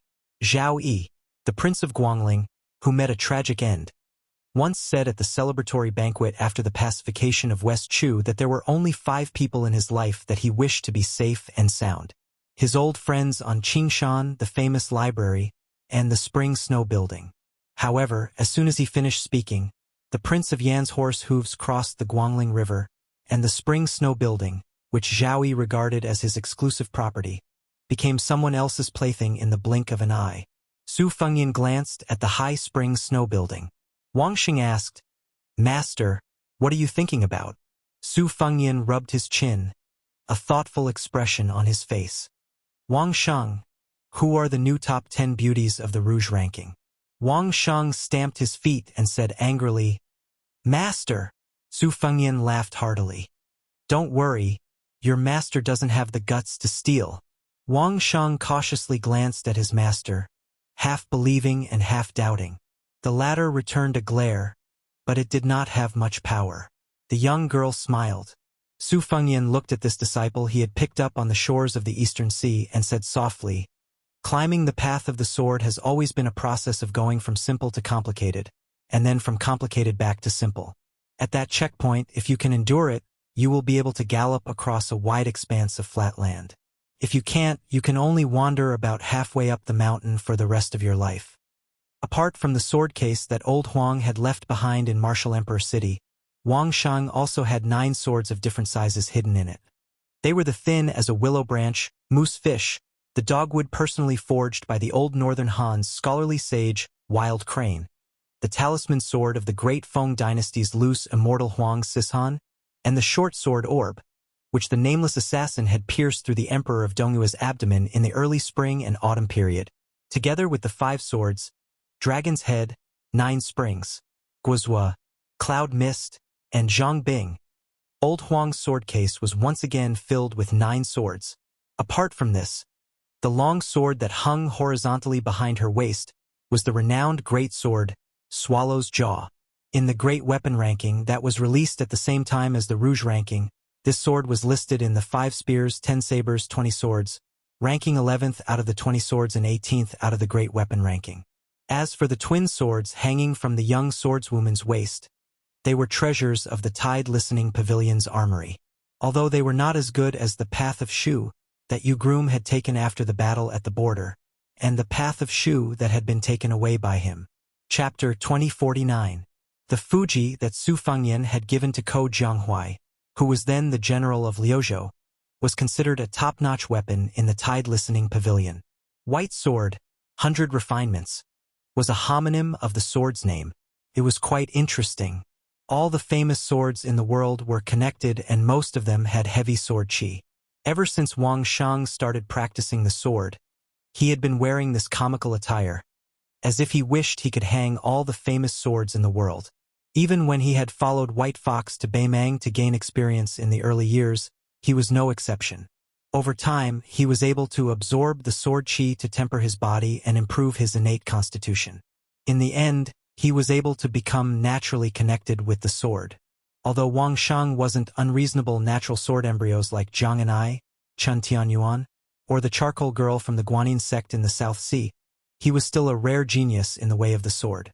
In fact, the girl's constitution, talent, and temperament weren't the best in the world, but none of them were vulgar. This was enough, very enough. Of the 3.5 disciples, the other half was the Fish Dragon Gang's youth, Wang Dashi, who was raised as a free-range boss. Su Fengyan didn't want to interfere too much with Wang Dashi's life. As for the other 3, their luck was too great. In fact, there was no need for Su Fengyan to add more feet to a snake. This child was really addicted to being in the border army. In a short 5 or 6 years, he had really managed to become a lieutenant of the Yuzhou cavalry based on his actual military achievements. The speed of his promotion was astonishing. It was said that when Ko Jianghuai left the northwest border, he also wanted to bring the youth to the capital to enjoy life. However, Yu Dilong ignored him and said that he would retire from the army after conquering the entire grassland. He would think about what he would do in the future. Lu Yunzhang's temperament was the most unstable, but his ambition was the greatest. Otherwise, he wouldn't have left the Beiliang frontier army and established a sect in Martial Emperor City alone in an attempt to become the second Wang Shenji. As for Wang Shang, Su Fengyan put his heart and soul into sculpting him. Otherwise, he wouldn't have brought him along. He wholeheartedly wanted to turn Wang Shang into a female Dong Tai. Now that the world's fate had collapsed, most of it had rushed into the capital and merged with the new Zhao dynasty's royal family. Therefore, the achievements of the world's martial artists in the next 60 years would largely depend on how much fate they could absorb or steal in these 10 or 20 years. Yu Dilong insisted on staying in the Beiliang frontier army. This was a great opportunity. Because the fate of the 2 major surnames of Yelu and Murong was flowing towards the capital of Liang, Yu Dilong was close to the water and naturally benefited greatly. With such a profound mystery, most of the qi cultivators in the world had died, especially the great qi cultivators. It was unlikely that anyone would be able to see through the mysteries of heaven and be willing to reveal them. The 2 of them walked towards the place where the horses were tied. Previously, the riverside was crowded with people, and there was no lack of half-baked officials and hedonistic sons of rich parents. This group of people could not go to the spring snow house, which was the best place to enjoy the scenery, nor were they willing to follow the crowd. Therefore, they temporarily built a large, rough, and sturdy wooden platform. The nearby area naturally formed a place for horses and carriages to gather. There were merchants who were active there to take care of the horses and carriages. Dozens of wooden stakes were set up by the roadside to tie the horses. In addition, the noble families had groups of strong servants to take care of the carriages, so no one dared to steal the horses. By this time, most of the children of the aristocratic families had already left, leaving only a few horses tied to the wooden stakes. They could not be considered good horses, but this was also very normal.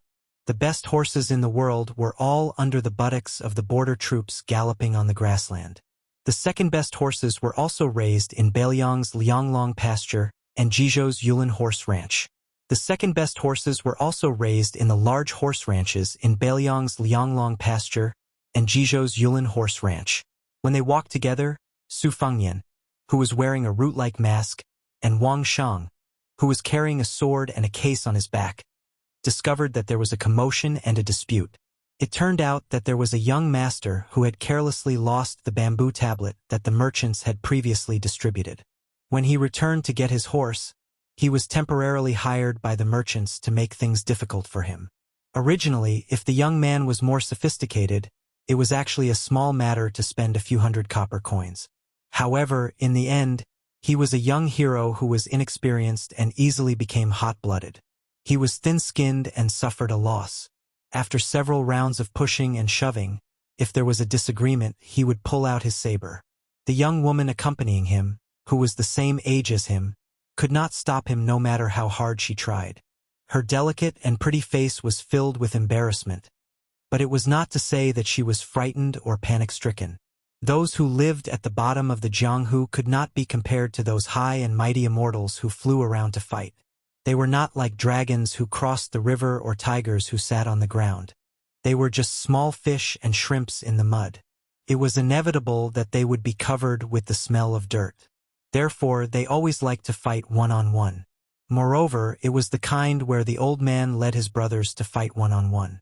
If the young machete man, who could not stand being teased, had decisively pulled out his saber, it would have been fine.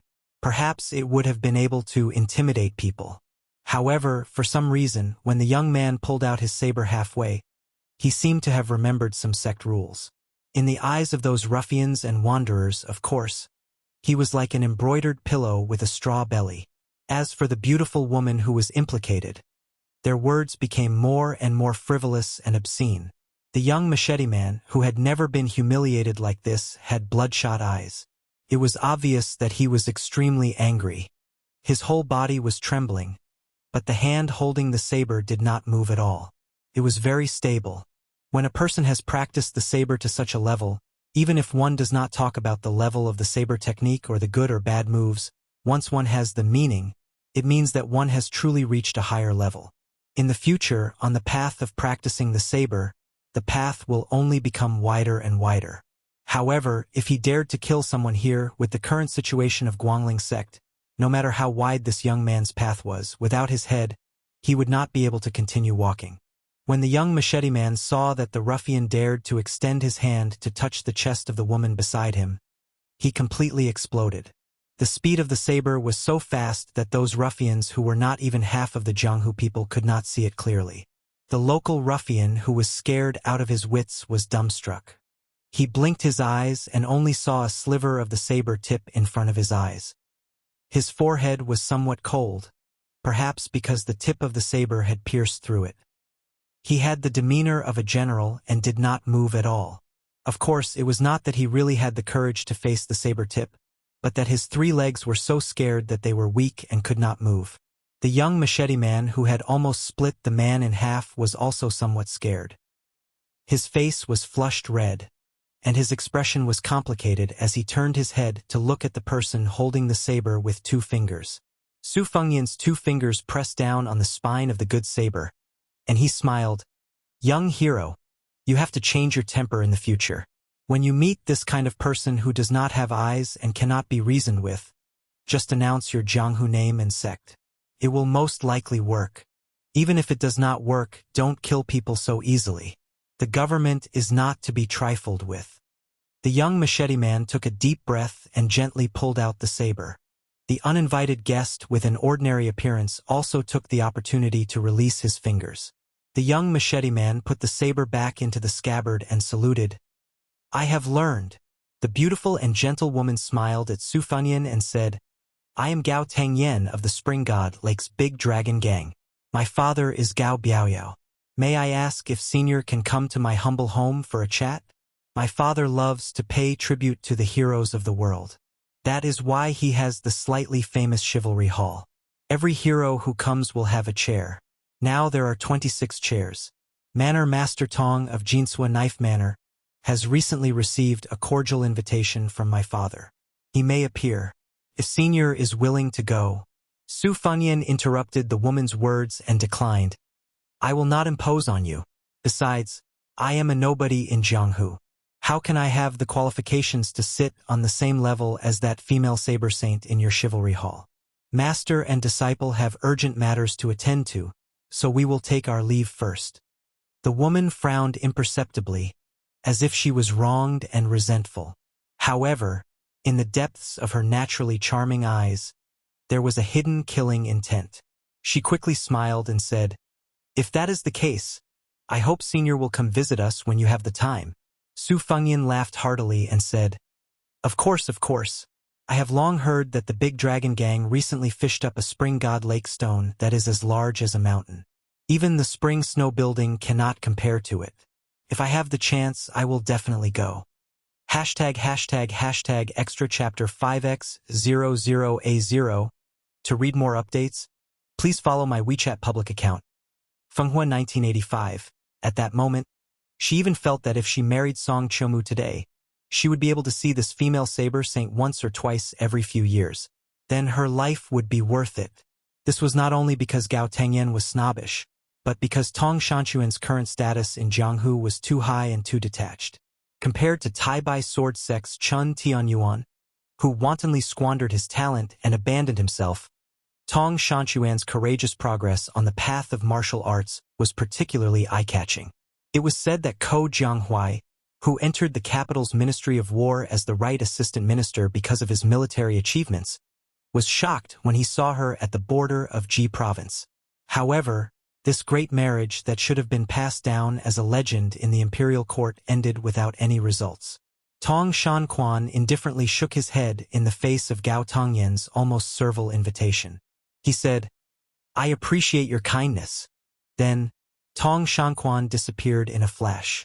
Song Qiumu smiled bitterly. The manor master's unreasonable reply was not surprising. However, after experiencing the local conditions and customs of the Central Plains for the past few years, he could not help but have some doubts. Could Jinswa Saber Manor, which stood out like a crane in a flock of chickens, really have a foothold in the Jianghu of the Central Plains? Gao Tangyan realized that she was not angry at all. She only felt regret. 5 or 6 riders followed the 2 riders from the official road to the north and turned into a small road. After the 2 parties rode for about 2 to 3 miles, the 2 riders turned their horses around and stopped by the roadside. The second-grade consecrator in the lead hesitated for a moment. He told his retainer knights not to follow and went up to the 2 riders alone. Chapter 2050. The old man didn't really care about Gao Tangyan, the daughter of the great Flood Dragon Gang's leader. Of course, he didn't dare to underestimate her either. That young woman's schemes weren't simple. If he mistook her for a gentle-tempered young lady from a respectable family, he reckoned he would suffer a lot. Gao Tongyan's intention was to find a secluded place and use peaceful means before resorting to force. To put it bluntly, she wanted the master and disciple to drink their fill of Guangling River's water. However, the old man wasn't one of those frivolous young men of the Jianghu. He knew that one couldn't see through the depths of the Jianghu with a single glance. That was why he rode up to the 2 of them alone as a form of goodwill. He looked at the unassuming man with a reserved aura and asked in a deep voice, "May I know where you're from, sir?" Su Fengyan smiled. "I don't belong to any sect." The old man sighed and said regretfully, "Why are you refusing my young lady's goodwill? It'll only take half a day to go and return. It's not a difficult matter. Why do you have to complicate things?" Su Fengyan nodded and explained, "That's true. It's just that I've arranged to meet someone at Mount Longhu. It wouldn't be good to be late." The old man began to feel a little annoyed. This guy who looked no older than 30 was really stubborn. There was a saying in the Jianghu, "The emperor on the river, the monarch in the lake, the retired emperor on the mountaintop." Don't tell me you're going to meet that retired emperor? Otherwise, don't tell me my great Flood Dragon Gang's leader, Gao Biaoyao, isn't worth half a day of your time? At that moment, the old consecrated of the great Flood Dragon Gang heard that guy say with a smile, "Draw your sword." The young woman turned her head and followed her master's gaze. She asked seriously, "Master, how much strength do you have?" Su Fengyan was so angry that he laughed. 12 points. The young woman grunted. She pressed her hands on the hilts of the 2 swords at her waist and twisted her waist. Her figure instantly left the horse's back. The sword hadn't even left its scabbard, but the cold sword chi was already rushing toward the old man's face. The old consecrated of the great Flood Dragon Gang, who boasted that his martial cultivation was rarely matched in a province, was instantly terrified. His mount, too, was so frightened that it raised its hooves. Fortunately, the hidden girl didn't target him, but instead quickly moved to the other side of the road.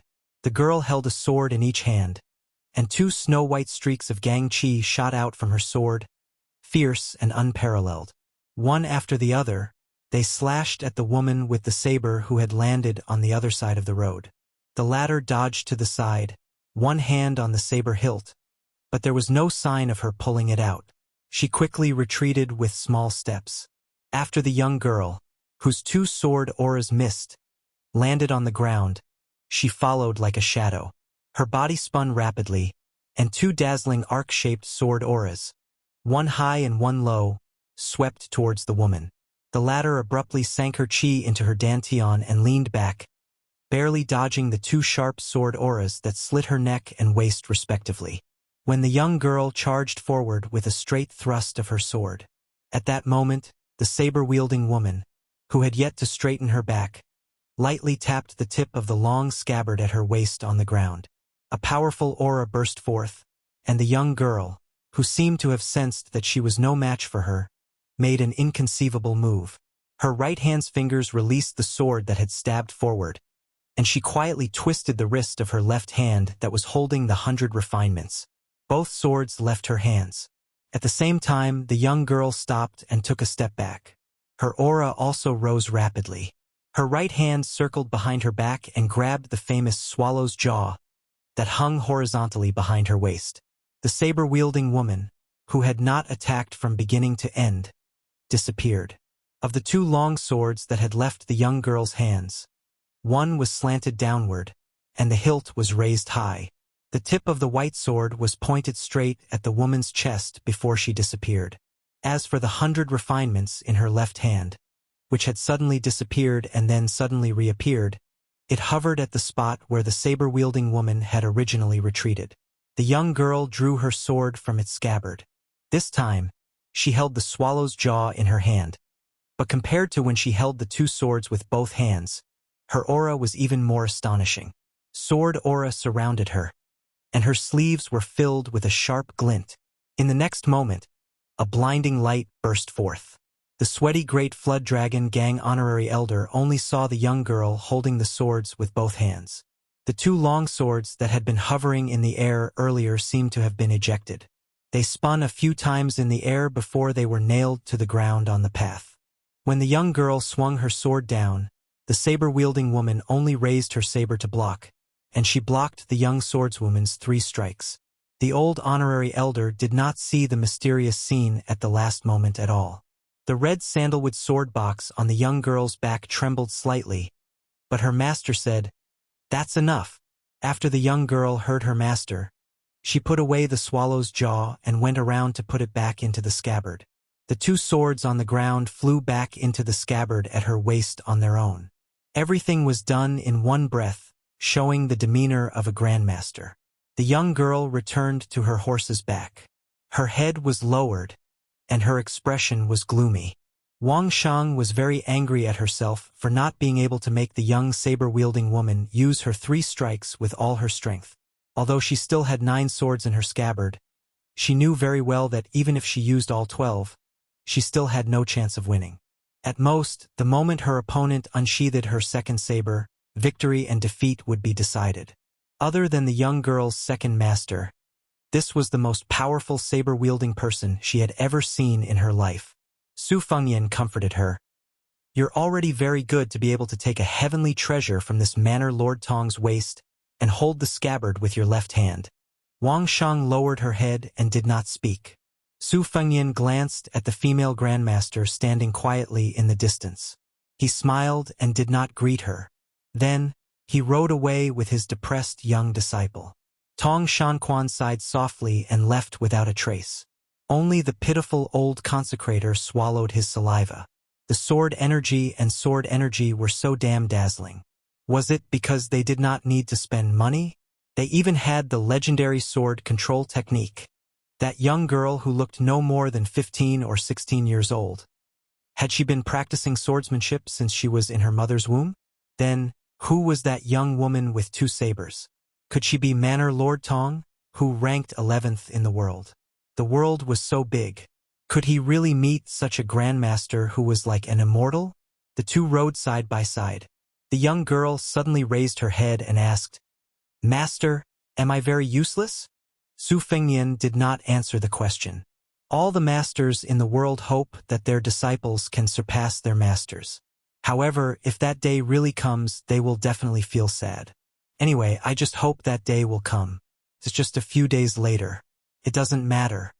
The young girl smiled through her tears and did not say anything.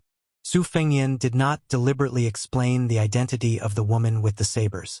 In the current Jianghu, he, Su Yanbing, Luoyang, Dong Tai, Huyan Daguan, Li Dongxin, Chen Jibao, Gu Jiantang, Tuoba Bodhisattva, and Tantai Pingjing had either died or been crippled in the past few years.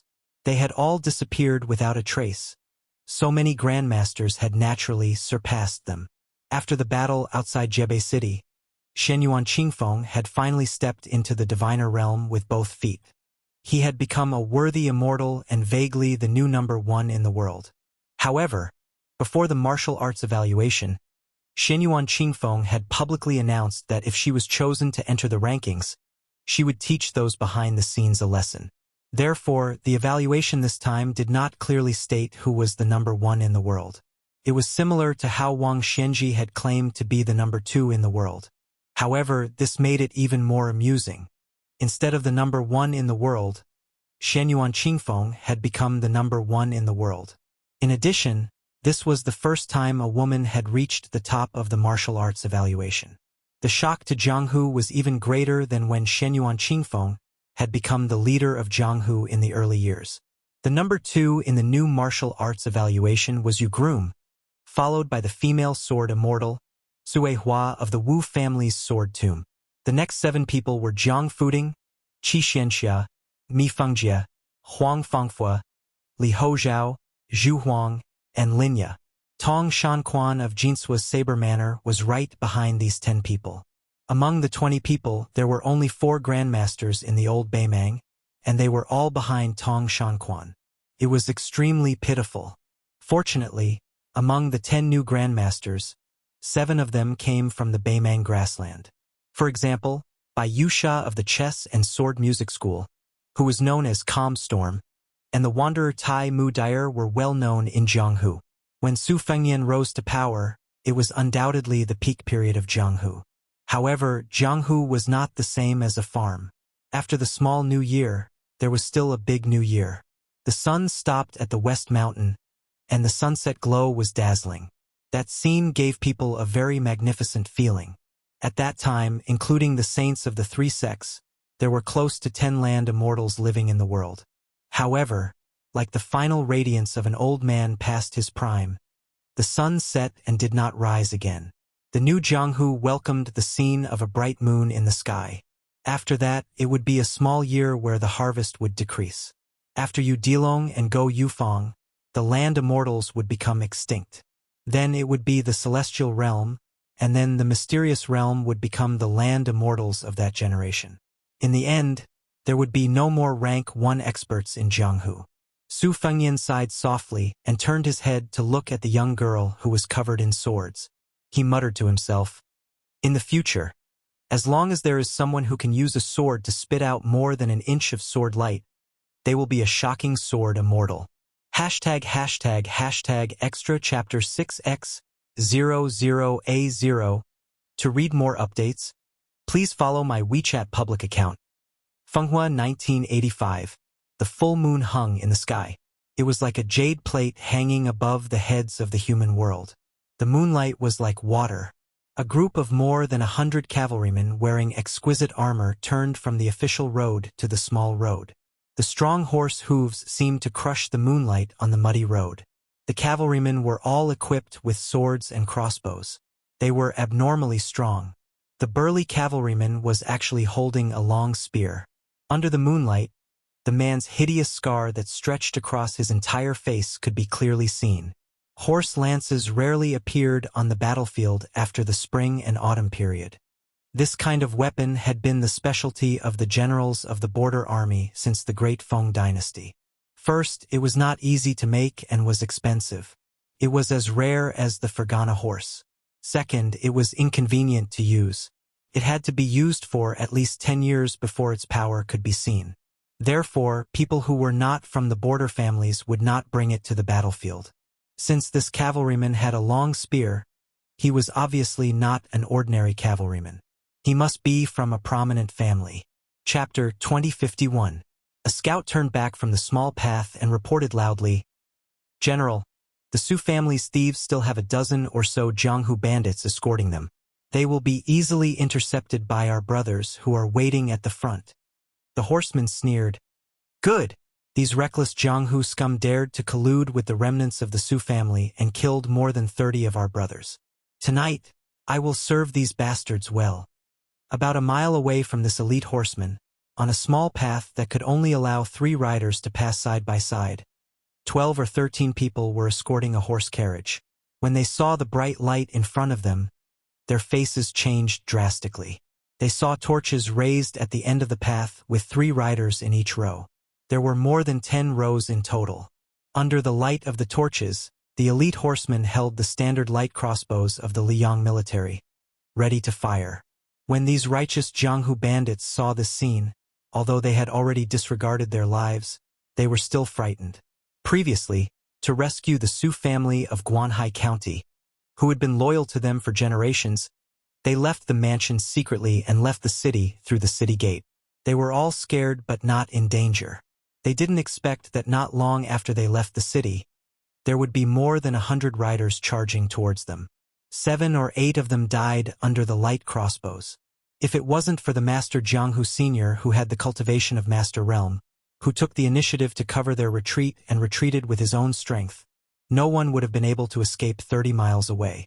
Some of them looked back and saw that after the senior killed more than 20 riders, he was hit by several arrows. Then, he was stabbed in the chest by a rider with a strange spear. Using the huge inertia of the horse's charge, the master was pushed back more than 40 steps. In the end, the rider casually threw the corpse a few feet away. It was obvious that the rider's innate strength and martial cultivation were both amazing. Even if a level 2 Master Realm Master wasn't injured, he would probably be on par with the rider. A Jianghu rider glanced at the large paddy fields by the side of the road. Most of them had finished their autumn harvest. Bunches of straw that had been harvested were piled up on the fields. They didn't have time to pick them up and bring them home. He turned around and roared, "Get into the fields!" The old coachman, who was driving the carriage, gritted his teeth and abruptly reined in the horse, turning around and following the slope towards the dried-up paddy field. The carriage was not as light as a horse, so it immediately jolted violently. After passing through a short but hard ridge, it rushed past. The 4 wheels momentarily stopped in the air before crashing to the ground with a loud bang. A series of painful cries came from within the carriage. There were men and women, and judging from their voices, they were all very young and even had a hint of childishness. The elite cavalry that was in charge of intercepting the carriages had mocking looks on their faces. Did these fellows really think that they were the Bailiang Frontier Army and the Beimang Cavalry? On the battlefield, did they think that such a blunt turn of events could be played so easily? More than 40 light cavalry similarly descended the slope and entered the fields. However, compared to the panicked fleeing group, this cavalry, who were familiar with archery and horses, was not only calm and unruffled, but also had the demeanor of an autumn hunt. No wonder these cavalrymen were so conceited. It was because they were worthy of this arrogance. They were once part of the cavalry that crossed the Guangling River to the north of the southern Xinjiang army. Although the fighting on the battlefields in the capital could not be considered tragic, since they were able to become part of the southern Xinjiang cavalry in the early years and were even seconded to His Royal Highness, the current emperor, for a period of time to serve Zhao Zhu, they naturally could be called first-class elite soldiers.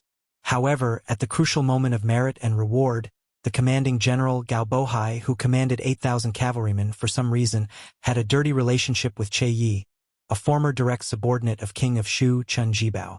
Originally, they thought it was a trivial matter and would not delay the conferment of Marquis and General. Unexpectedly, His Majesty the Emperor was enraged over such a trivial matter. Even though Gao Bohai had Zhang Dingyuan and Gu Ying interceding for him, he was still directly removed from his post. The 8,000 cavalrymen under his command were split into 3 groups. One group of 2,000 cavalrymen remained in Guangling Road and temporarily belonged to the general's mansion of Zhenzhou. The cavalry general of this group, Gao Tingho, was the only son of the original commander-in-chief, Gao Bohai. Guanhai County was not eye-catching in the old West Chu territory where half of the scholars in the world came from Guangling.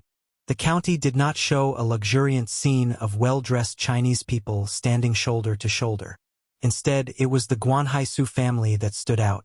The Su family was worthy of being called the De Chu's literary courage for generations. Their family's history could be traced back to the Ganlu southbound at the end of the Great Feng dynasty. They were an important branch of the top tycoon in Great Feng dynasty, Huangdang Su family. Later on, the Guanhai Su family assisted the Jiangshi family of Dechu for generations. They were good at governance and were once praised by the Jiangshi emperor as Dechu's literary courage. However, when Jiang Si and Chao Chongqing joined forces to restore the country, the Guanhai Su family might not be optimistic about West Chu's restoration. It was also possible that they were scared out of their wits by the billowing smoke of the destruction of Dechu and managed to escape the disaster. However, the Guanhai Su family's talents withered and the family's decline could not be salvaged. The eldest grandson of the Guanhai Su family, who had high hopes for the family, participated in the imperial examination together with Song Maolin. However, the latter won first place in one fell swoop and added flowers to the brocade of the Song family's prosperity. On the other hand, the former did not even qualify for the palace examination and failed early in the autumn imperial examination. It was destined that he would not be able to help the family in their hour of need and could only stake everything on one throw to stay in the capital and wait for the next examination. Originally, the Guanhai Su family's fate would only rise and fall in the Jiangnan scholarly circles or the future New Liang officialdom. However, because of the Rouge Review, God played a big joke on the Su family, who was the most fragrant of Guangling's Taoist books, a concubine's daughter who was originally raised in a boudoir and was unknown to everyone became a part of the Rouge Review at the age of 15. In one night, the world knew that the comment, "The Su family's daughter's beauty is enough to make the carp in the lake jump to the shore." Her name shook the north and south of the river, and she was ranked fourth in the Rouge Review. In an instant, the number of people who wanted to marry her almost broke through the doorstep. People from all walks of life came one after another. Although the Guanhai Su family was focused on learning, they still maintained the strength of a scholar when faced with people who were caught off guard. They said that the woman in the family had already set up a matchmaker many years ago, and that the marriage would be completed when the man turned 20. The Guanhai Su family would not go back on their word. However, no one would have thought that the Su family would grit their teeth and persevere, but the aristocratic family of Guanhai Commandery, who had been friends with the Su family for a long time, would shrink back and resolutely deny the marriage. The young man, who was only half a year away from becoming an adult, quickly got married under the urging of his father. He married a pretty girl from a small family of equal social status. All of this was, of course, caused by Deputy Provincial Commander Song, who had smelled the scent of blood. Think about it. How could Song Li miss a Rouge Review that was within his jurisdiction? Tonight's bloody interception was only Marquis Gao Tinghui's pledge of allegiance. However, Marquis Gao Tinghui did not expect that to deal with a group of scholars. He would lose 30 elite cavalry who were completely capable of making a name for themselves at the border. After all, he had underestimated the power of the Central Plains aristocratic families. The dozen or so Jianghu heroes surrounding the carriage all saw something strange in the distance. In the distant field, behind a pile of rice, there were two people, one big and one small, lighting a bonfire, as if they were roasting game. At this time, the elite cavalry who had caught up with the carriage team had already raised their crossbows and shot out arrows. The unique sound of the arrows piercing through the air was particularly ear-piercing in the silent field. One was in the south and one was in the north. The distance between the two sides was less than 30 steps. Most of the heroes who knew martial arts were able to use their weapons to block the arrows. However, there were still two people who were unlucky. They dodged the first arrow but did not dodge the second arrow. One of the riders was shot through the throat. He staggered forward for a dozen steps before falling off his horse and dying. The other rider was directly nailed to the temple. The huge penetrating force caused the rider's corpse to fall out on the spot. When the carriage brushed past the bonfire, another two Jianghu heroes who had stood up for the Su family out of righteous indignation died on the spot. Probably because the two sides were about to leave Tian'an and enter the dense forest in front of them. The light crossbows in the hands of the elite cavalry began to deliberately shoot at the horses of these people. The two large horses of the carriage were especially targeted. When the horse to the north was hit by 3 arrows, although the elite cavalry was afraid of accidentally injuring the prey in the carriage, the arrows that were shot at the horse were not fatal. However, it was enough to stop the carriage. The old coachman's face was filled with despair as he tightened the reins. Ignoring the pain in his arm, he forcefully stopped the horse to prevent the carriage from flipping over. The remaining Jianghu riders all stopped their horses to the north of the carriage and formed a line, protecting the carriage behind them. Keeping a promise was worth 1,000 gold and disregarding life and death. This was the foundation of these Jianghu people. Although the word loyalty was becoming less and less valuable in the new Jianghu. At least these people still firmly believed in the rules of the older generation of Jianghu. A middle-aged man who looked like a military officer leisurely turned his horse. After circling around the same place, he pointed the tip of his sword at the carriage and said in a deep voice, "Everyone get off." No one responded. The knight sneered and waved his sword forward. Another wave of light crossbows shot out. There were only 8 Jianghu people left. Half of them used their weapons to deflect the arrows or bowed their heads to avoid the arrows. The other 4 charged forward and without exception, they were all shot by the arrows and became like hedgehogs. An arrow accidentally hit the carriage and made a bang sound. The military officer did not even look at the corpses and said sternly, "I'll give you one last chance." An even more hurried and muffled sound of horse hooves sounded in the distance. The main general, Gao Tingho, had already led the 100 cavalry over. When he passed by the bonfire, he did not brazenly kill. Instead, he used his lance to poke and flick the bonfire. Suddenly, sparks flew everywhere and trapped the 2 pitiful people who were sleeping in the countryside. He slowed down the speed of his horse because he found that the 2 people who should have been in a panic were still sitting in the same place and did not roll or crawl to avoid the sparks. Gao Tingho hesitated for a moment but did not stop his horse. After all, the prey tonight was related to his career and he knew what was important. Chapter 2052. Due to Marquis Gao Tinghao's mercy, the hundreds of elite cavalry behind him didn't kill them. However, a few of them shot a few arrows and nailed them into the ground beside the 2 men. The closest arrow was only 3 or 4 inches away from the feet of the man in the green robe. Marquis Gao Tingho approached the carriage and looked at the 4 Jianghu heroes with a gloomy smile. "You 4? Get off your horses and don't die. You've already done your duty by escorting them all the way here." The 4 men looked at each other and 3 of them slowly got off their horses with shame. Marquis Gao Tingho tilted his head and arrows rained down on them. The 3 men's thighs were hit by several arrows and they fell to the ground crying out in pain. Marquis Gao Tingho raised his lance and pointed at the only young man who didn't get off his horse. He smiled and said, "Tell me your name. I don't kill nameless people." The young man put his sword back into its sheath and said, "Hezhou's great sword hall's disciple, Lu Guanshan." Marquis Gao Tingho raised his eyebrows. "What's your relationship with the great sword hall's hall master, Hishuo?" The young swordsman with an elegant temperament replied, "He's my teacher." Marquis Gao Tingho couldn't help but frown. Not only was Hishuo a tiger in Hezhou's Jianghu, but more importantly, he had stopped West Chu's Chao Chongqing from entering Great Peace City. In the end, he even received a copper fish bag from the Ministry of Justice. Back then, when the emperor led the army to the north, many of the great sword hall's disciples joined the army. This was a problem, but it was just a small problem. Marquis Gao Tinghao's mouth twitched. "I heard that your teacher is expected to become a rank 1 martial master in the next few years. Then go and tell Hishuo when he breaks through. I'll definitely pay him a visit and fight to the death with your teacher. We'll see if your great sword hall sword is bigger or my Gao family's lance is longer." The young swordsman was stunned and didn't know how to respond. Marquis Gao Tingho raised his voice. "Su family's disciples? If you have any backbone, get out here. #### extra chapter 7x00A0. To read more updates, please follow my WeChat account. Fenghua 1985.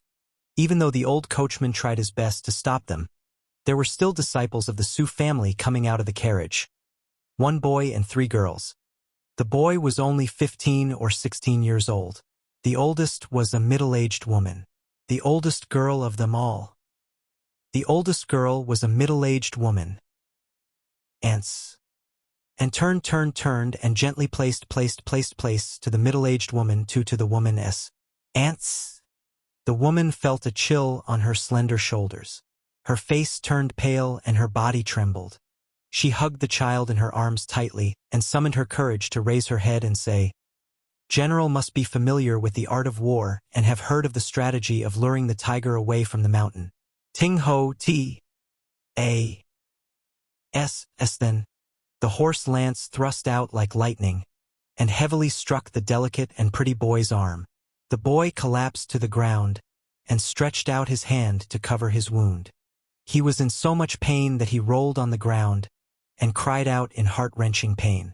Marquis Gao Tingho closed his eyes and sorted out tonight's deployment in his mind. There shouldn't be any mistakes. He opened his eyes and pointed his lance at the girl in the woman's arms. He said expressionlessly, "I advise you to tell the truth. It's not a good thing for a beautiful woman like you to be alone in the wilderness. Even if you don't care about your chastity, you don't have to cherish the few remaining students of the Su family. But how old is the girl in your arms?" The maid wanted to step forward, but the middle-aged woman held her arm tightly. The middle-aged woman smiled bitterly and said, "The Su family of Guanhai, regardless of gender, old or young, will never disgrace the Su family." Marquis Gao Tinghao's eyes were sharp. He glanced at the middle-aged woman's hand and laughed. "So that's how it is. Insignificant skill." Marquis Gao Tingho stopped laughing and sneered. "The Su family style? Now that the Su family of the Northwest is gone, how can your little Guanhai Su family be worthy of the word style?" Marquis Gao Tingho pointed his lance at the big sword hall disciple not far away and said with a playful expression, "You are a smart person. I suddenly have a desire to cherish talents. One day, after I kill your master, you will be the hall master of the big sword hall. How about it?" Lu Guanshan's expression was uncertain. Marquis Gao Tingho clicked his tongue and said, "The situation has already been decided. What's the point of caring about face? That's not smart." At this moment, a voice sounded from behind them. "Sister-in-law, you are also surnamed Su. What a coincidence. We were family 500 years ago." Marquis Gao Tingho turned his head and looked with a face full of hostility. He saw two passers-by, one big and one small, roasting game in the field. Before Marquis Gao Tingho gave an order, there was the sound of blades being drawn. Then an unbelievable scene appeared. One big and one small walked through the gaps between the horses like they were taking a stroll. They casually bent their backs and lowered their heads as they moved. No matter how the blades of the elite soldiers slashed at them, they were able to dodge them. The two of them passed through the encirclement of the cavalry just like that and were only 10 steps away from Marquis Gao Tingho and his horse. Marquis Gao Tingho held the lance tightly and laughed coldly. So they were really strong Master Realm experts. The green-shirt male looked like he was in his 30s. He had a gentle aura and his clothes were clean and tidy. He didn't have the arrogance of an official's son and instead looked like a good-tempered private school teacher. Behind him was a young female swordsman with a sword on her back. At this moment, two silhouettes arrived. Their auras were like rainbows. One of them carried a sword on his back, and there was a faint hum of a sword in his scabbard. The two stood side by side at the ruins of the carriage. It was a man and a woman. Both of them were quite young. The woman was wearing a purple dress, and the man carrying a sword was about 20 years old. His face was like jade, and his scabbard was trembling slightly, and the sword was humming non-stop. Marquis Gao Tinghao's heart shook. Compared to the green-shirt male and female swordsmen who hid their strength, this young swordsman who could already form a connection with the sword was even more troublesome.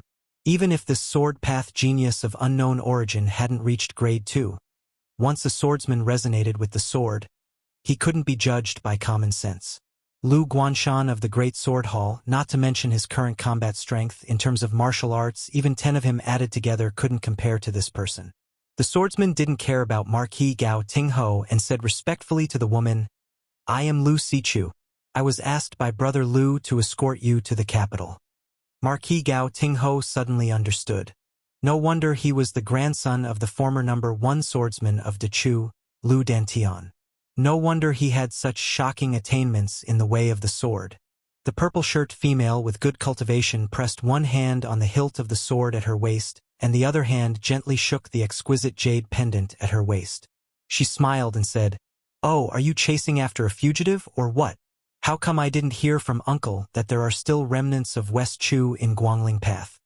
Marquis Gao Tingho, who had everything going wrong tonight, held back his anger and asked with a smile, "Miss, does your uncle's words have any effect?" She widened her eyes and pretended to be naive. "Ah? Even the words of a provincial governor don't have any effect? Marquis Gao Tingho asked, "May I ask what is your relationship with Master Su?" The woman tilted her head and answered playfully, "Guess." Marquis Gao Tingho laughed and then raised his arm and said in a low voice, "Retreat." 150 elite cavalry galloped away. As for whether they would return with 1,500 cavalry, that would depend on whether Marquis Gao Tingho dared to take a gamble. Without needing the woman from the Guanhai Su family to remind her, Lu Sichu strode forward and crouched down. She helped the young man who had fainted from the pain by pressing his acupoints to stop the bleeding, applying medicine and bandaging his wounds. After picking up the young man said without hesitation, "We have to leave this place on horseback. We can't care about the corpses of these chivalrous men. Let's pick out uninjured horses. If there are people who don't know how to ride, let's ride with them. We have to at least reach the border of Hezhou to be safe. But the problem is that before we leave Jianzhou, that guy called Marquis Gao Tingho has 2 accomplices who happen to be in charge of border military affairs. It's very troublesome." Lu Guanshan, the personal disciple of He Xiaowu of the Big Sword Hall, sighed. "As long as we reach Hezhou, I can mobilize some of the Big Sword Hall's power and do my best to cover for us." Lu Guanshan suddenly asked, "Miss, didn't you say that you and our provincial governor of Guangling Path, Master Su?" The purple-shirt woman rolled her eyes and said, "You really believed it?" Lu Guanshan smiled awkwardly. LV Sichu whistled and 2 horses galloped out of the forest.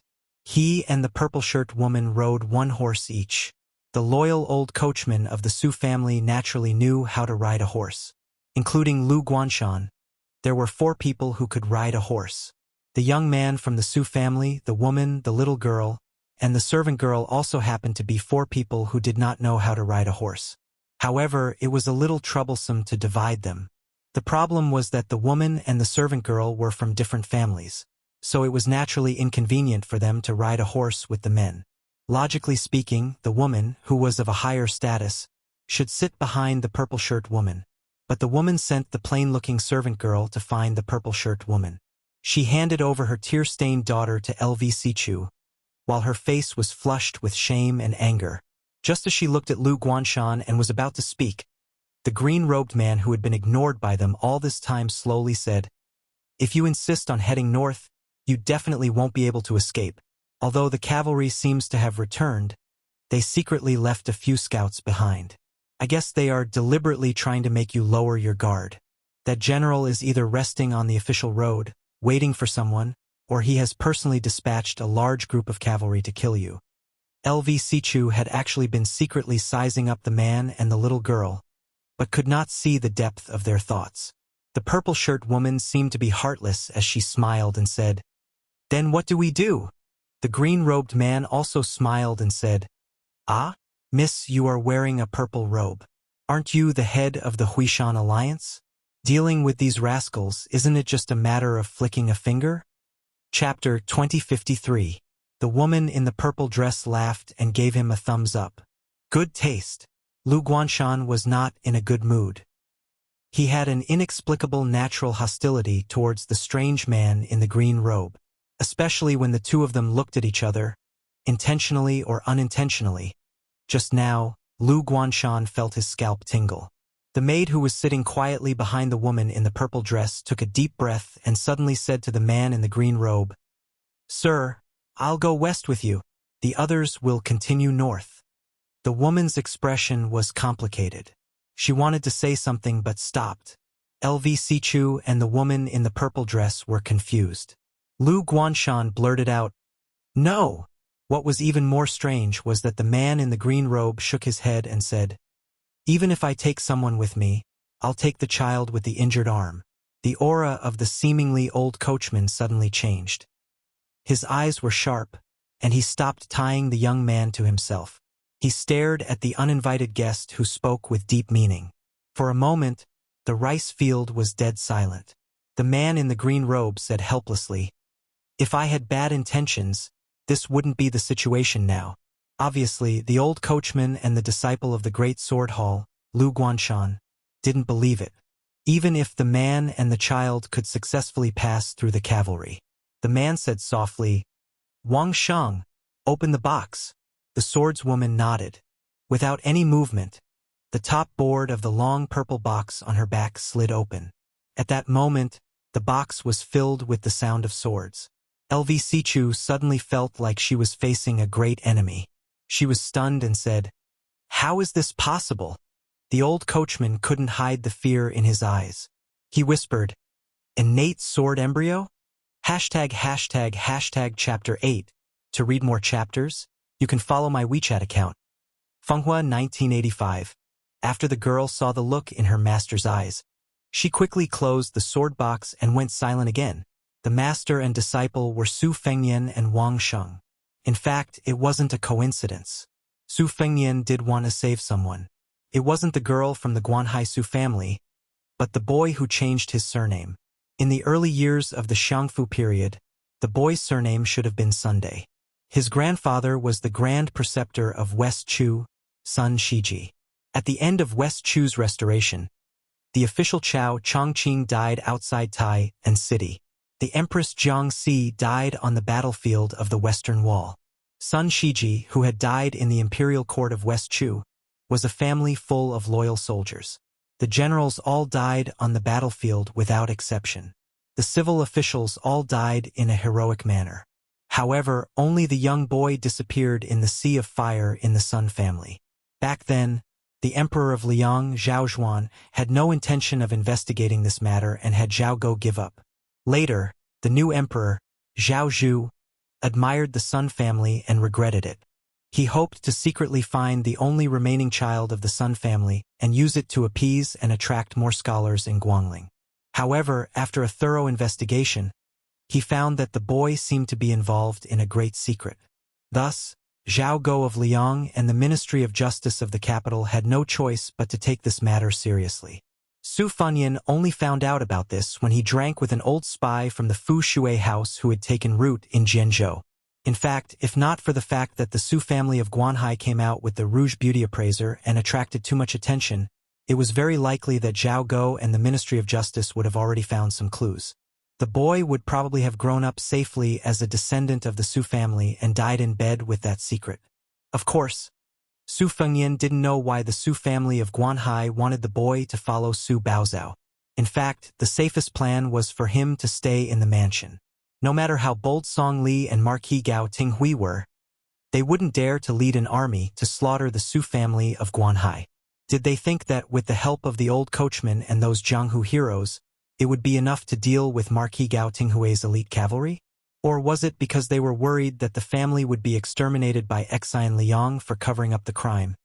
So they simply threw the boy out of the house and let him die in an unexpected disaster? Su Fengnian didn't care about this. He only wanted to save the boy's life.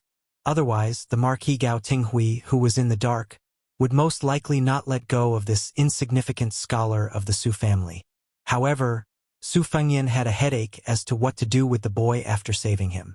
He definitely couldn't keep him by his side, so who to hand him to was a big problem. Logically speaking, it would be best to send him to Beiliang and hand him to Xiaxibian, but it was a long journey. After all, he had to go from the southeast to the northwest, which almost crossed the entire central plains. The current Su Fengnian was really afraid of trouble. Out of the corner of his eye, Su Fengnian caught a glimpse of Big Sword Hall's Lu Guanshan, who was in a hurry and was afraid that everything would be in vain. He looked at the servant girl and the woman. We both know. Since you have made your choice, then follow me to the west. Don't worry, I will help you settle down in a place where you won't have to worry about anything. Lu Guanshan said in a low voice, We don't even know your surname. How can we trust you? Life and death are not child's play. Su Fengnian smiled and said, Didn't I tell you before? I was from the same family as that sister-in-law 500 years ago. Have you forgotten? Then everyone saw that the man in the green robe smiled at the little girl sitting in front of LV Sichu for some reason. He smiled gently and said, Little girl, don't be afraid. Uncle will let your sister protect you later. The little girl blinked her eyes and was a little confused. Su Fengnian said to Wang Sheng, You protect them until they reach the martial emperor city, then come to Mount Hui. Forget it, go directly to the Earth Lung Mountain to find me. Wang Shang looked at the servant girl who got off the horse and then turned to look at his master. His eyes were a little complicated. Su Fengyan tipped him a chestnut and laughed angrily. "What nonsense are you thinking?" Wang Shang snorted and jumped onto a red horse without a master. He came to the side of those people and said in a cold voice, "Let's go." Su Fengyan suddenly slapped his forehead with a look of realization and relief. He shouted to Wang Shang, "Wait, master will switch places with you. You take the girl to the west and do whatever you want along the way.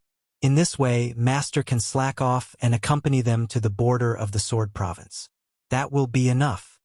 Wang Shang's eyes lit up and he was a little happy. However, at this moment, the servant girl who was walking towards Su Fengyan shook her head and said, "I will only follow you." Su Fengyan explained patiently, "Although my disciple is young, she is indeed a master. She will never leave you behind." The girl with dark skin and ordinary appearance still shook her head and said, "But I am not. I don't want to die." Su Fengyan was stunned. For the first time, he realized that this young girl was not as simple as he thought. In fact, she had hit the nail on the head. Su Fengyan did not care about her life or death. Wang Shang took her to the west to attract attention. Later, when Marquis Gao Tingho and even Song Li surrounded them, Wang Shang could naturally advance and retreat freely. As for her fate, Su Fengyan did not care. Life and death were ruled by fate. Wealth and honor were in the hands of the heavens. This had always been Su Fengyan's motto in Jianghu. Su Fengyan did not say anything and Wang Shang did not urge his master. Su Fengyan looked at the girl wearing a mask and suddenly sighed. He thought of the pair of siblings, Murong Wuzhu and Murong Tonghuang. They had met for the first time in the Sword Province of the Guangling Path. At that time, they were chased by that mad dog, Yuan Tingshan, in order to avoid becoming the cauldrons of the ancestor of Mount Hui, Shen Yuanpan. Su Fengyan said indifferently, "I will send you to the great snow plateau of Mount Hui."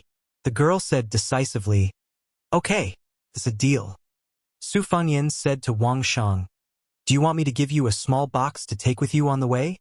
The girl swordsman shook her head and said, "Master, you should take it with you. It's more convenient for you to deceive mistress." Su Fengyan became angry out of humiliation. He waved his sleeve and said, "Impudent." The girl and the woman whispered to each other for a while. Under the curious gazes of LV Sichu and the purple-dressed woman, as well as Lu Guanshan's jealous and resentful eyes, the two sides parted. Su Fengyan brought the girl to the extinguished bonfire and then sat down cross-legged to rekindle the fire. There was a shriveled long cloth bag by his feet. The girl held a horse in each hand. She lowered her head to look at the man and asked, "Are we still not moving?" Su Fengyan fiddled with the bonfire and continued to roast the mostly golden hair. Previously, Marquis Gao Tinghuang's lance had no effect on it. Su Fengyan said casually, "Let's fill our stomachs first." The girl's eyes were gloomy, but she didn't say anything in the end. Su Fengyan tore off a hare's leg and handed it to the girl who was still unwilling to sit down. He looked up and said, "The nearby towns have all banned night. We'll definitely have to sleep in the open. I'm not hungry. What about you?" The girl hesitated for a moment. She let go of the reins and sat down beside him. They were separated by a distance of 2 arms, so both of them had to bend down before she could take the fragrant hare's leg. Then she leaned sideways and gently bit into it. Su Fengyan laughed it off. He tore off a piece of golden and greasy hare meat and chewed slowly. After the two of them finished eating the hare, Su Fengyan clapped his hands and asked curiously, "How dare you go with me?" The girl asked in return, "How dare I not go with you?" Su Fengyan smiled and shook his head. It's not good for a woman to be too smart. The girl's eyes were gloomy. She raised her hand and wiped the corner of her mouth without saying a word. Su Fengyan slanted his cloth bag and slowly got up. "Let's go when you're full." The girl quickly got up and walked quickly to a horse. Then she immediately became uneasy because she realized that she didn't know how to ride a horse at all. Su Fengyan was amused. He walked to her side and gently pressed his hand on her shoulder. The girl quickly lowered her waist and retreated. Then she quickly pulled out a dagger that was originally tied to her sleeve and held it tightly with both hands. She stared at the man in the green robe with unwavering determination in her eyes. Su Fengyan said unhappily, "I don't care what you look like under your skin. Anyway, I've never seen it and I don't plan to see it in the future. Just look at your current appearance. Do you need me to give you a mirror?" Chapter 2054. The girl's ears were red, but she was still unwilling to put down the dagger. Her watery eyes, which were completely different from her calm appearance, were filled with disdain and contempt. Su Fengyan, who was regarded as a lecher, stood in place and pushed away the sword that was stabbing towards his forehead with 2 fingers. It turned out that LV Sichu had returned and swiftly stabbed with his sword. Wang Shang stopped his horse in the distance and did not stop LV Sichu's attack. The girl just rolled her eyes. LV Sichu did not attack a second time. It was not that he did not want to, but he could not because his entire arm had lost feeling. Su Fengyan glanced at the young man. "During my 2nd year in Xiangfu, I once fought with your grandfather, LV Dantian." After saying this, Su Fengyan took a step forward and grabbed the girl's shoulder. The 2 of them instantly disappeared. LV Sichu was dumbfounded as if he was struck by lightning. Dozens of miles away, on a narrow path, a dizzy young girl bent over and kept retching. Su Fengyan said hello and returned the dagger that had fallen out of her hand to her. The girl trembled as she took the dagger and put it back into the sheath. Her watery eyes were wide open. They were filled with confusion, shock, curiosity, and so on. Su Fengyan smiled and asked, "Have you recovered?" The girl subconsciously nodded. The next time they stopped, the girl sat on the ground. A moment later, when Su Fengyan asked the same question again, the girl gritted her teeth and nodded. After the 3rd time, the girl was about to cry. She did not wait for Su Fengyan to say anything and shook her head vigorously. Then, the 2 of them sat and stood by the stream in the mountains. Su Fengyan smiled and didn't immediately take her on their journey. The girl took a deep breath and squatted by the stream. She scooped a handful of water to wash her face and then fell into a daze. Su Fengyan reminded her, "Your face is not good enough. Be careful when you wash your face next time." The girl turned her head and asked, "Can I ask who you are?" Su Fengyan nodded and said, "Of course." The girl quietly waited for him to continue. Su Fengyan continued, "But I won't say it." The girl was speechless. The girl thought for a moment. "I'm that Su Baozhao." Su Fengyan smiled and said, "My surname is also Su." The girl smiled for the first time. "If I take off this mask, can you tell me who you are?" Su Fengyan asked, "If I take off my clothes, will you take them off?" The girl was once again left speechless. Su Fengyan squatted down and pulled out a blade of grass that grew between the cracks of the rocks. He put it in his mouth and chewed it gently. The girl looked at him from the side, not knowing what she was thinking. ###extra chapter 9. More updates have been uploaded on WeChat. You can read them. WeChat ID, Fenghua 1985. Overnight, the 2 of them arrived at the riverside crossing of the Xi River. They could already see the silhouette of Mount Hui and Mount Longhu in the distance. If it wasn't for the fact that they had to take care of the girl, they wouldn't even need to wait for dawn to arrive. The 2 of them waited at the crossing for a huge 2-story ferry to set sail.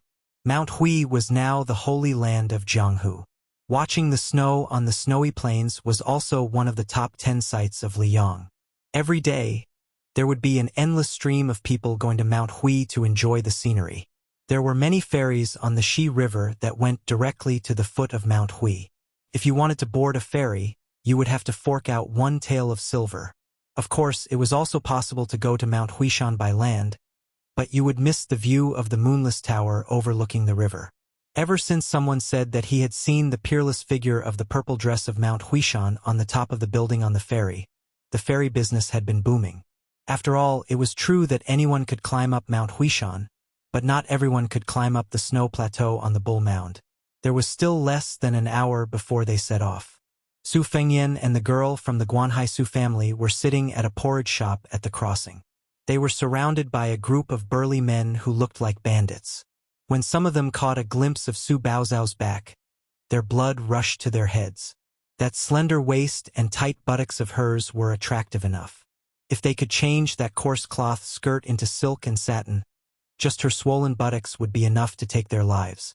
However, when those men excitedly found a chance to see the girl's face, they quickly returned to their original positions while cursing. It was very disappointing. Su Baozhao was originally indifferent. However, when she noticed that the corner of the guy's mouth was slightly raised, she was in a bad mood. She sneered and stuck out a finger to her temple, as if she was going to tear off her face. Su Fengyan said flatly, "You have to bear the consequences." Su Baozhao resentfully put down her finger. "Who are you going to give me to?" Su Fengyan didn't hide anything and said bluntly, "It's not a certain person. To be precise, it's Mount Hui. In short, you will be very safe. Even the one surname Song won't dare to touch you." Su Baozhao's face was cold. "Other than handing me to that girl in Mount Hui, are the others any different from the one surname Song? I'm afraid they're not as powerful as Song Li."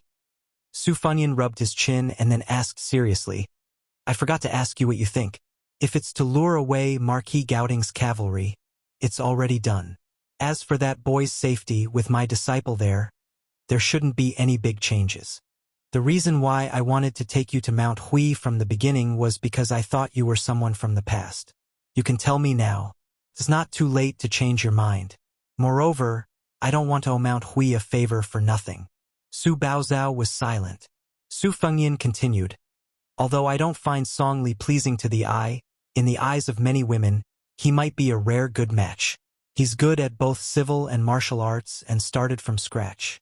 Yu's age isn't too old, but his official title is high enough. He's already a general with the surname Ping, and also a deputy provincial governor." Su Baozhao suddenly said, "Between a man and a woman, isn't there a need for love at first sight and mutual affection?" Su Fengyan smiled.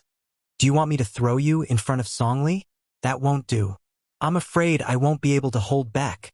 Su Fengyan didn't continue. He was really afraid that he would kill Song Li because his hands were itchy. Then, the deputy provincial governor of Guangling would have to be replaced. The kanji shop's waiter had already urged the two of them to quickly pay up and get out of here.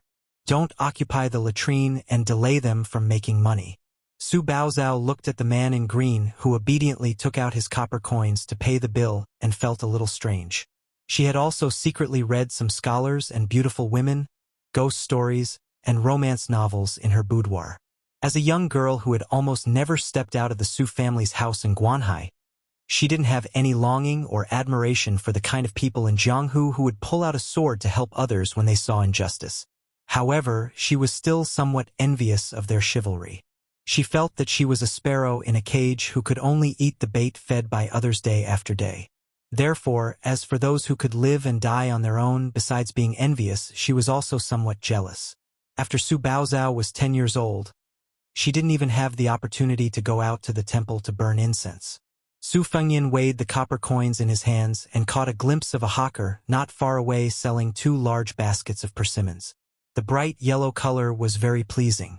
He ran over to bargain and bought 2 caddies of persimmons.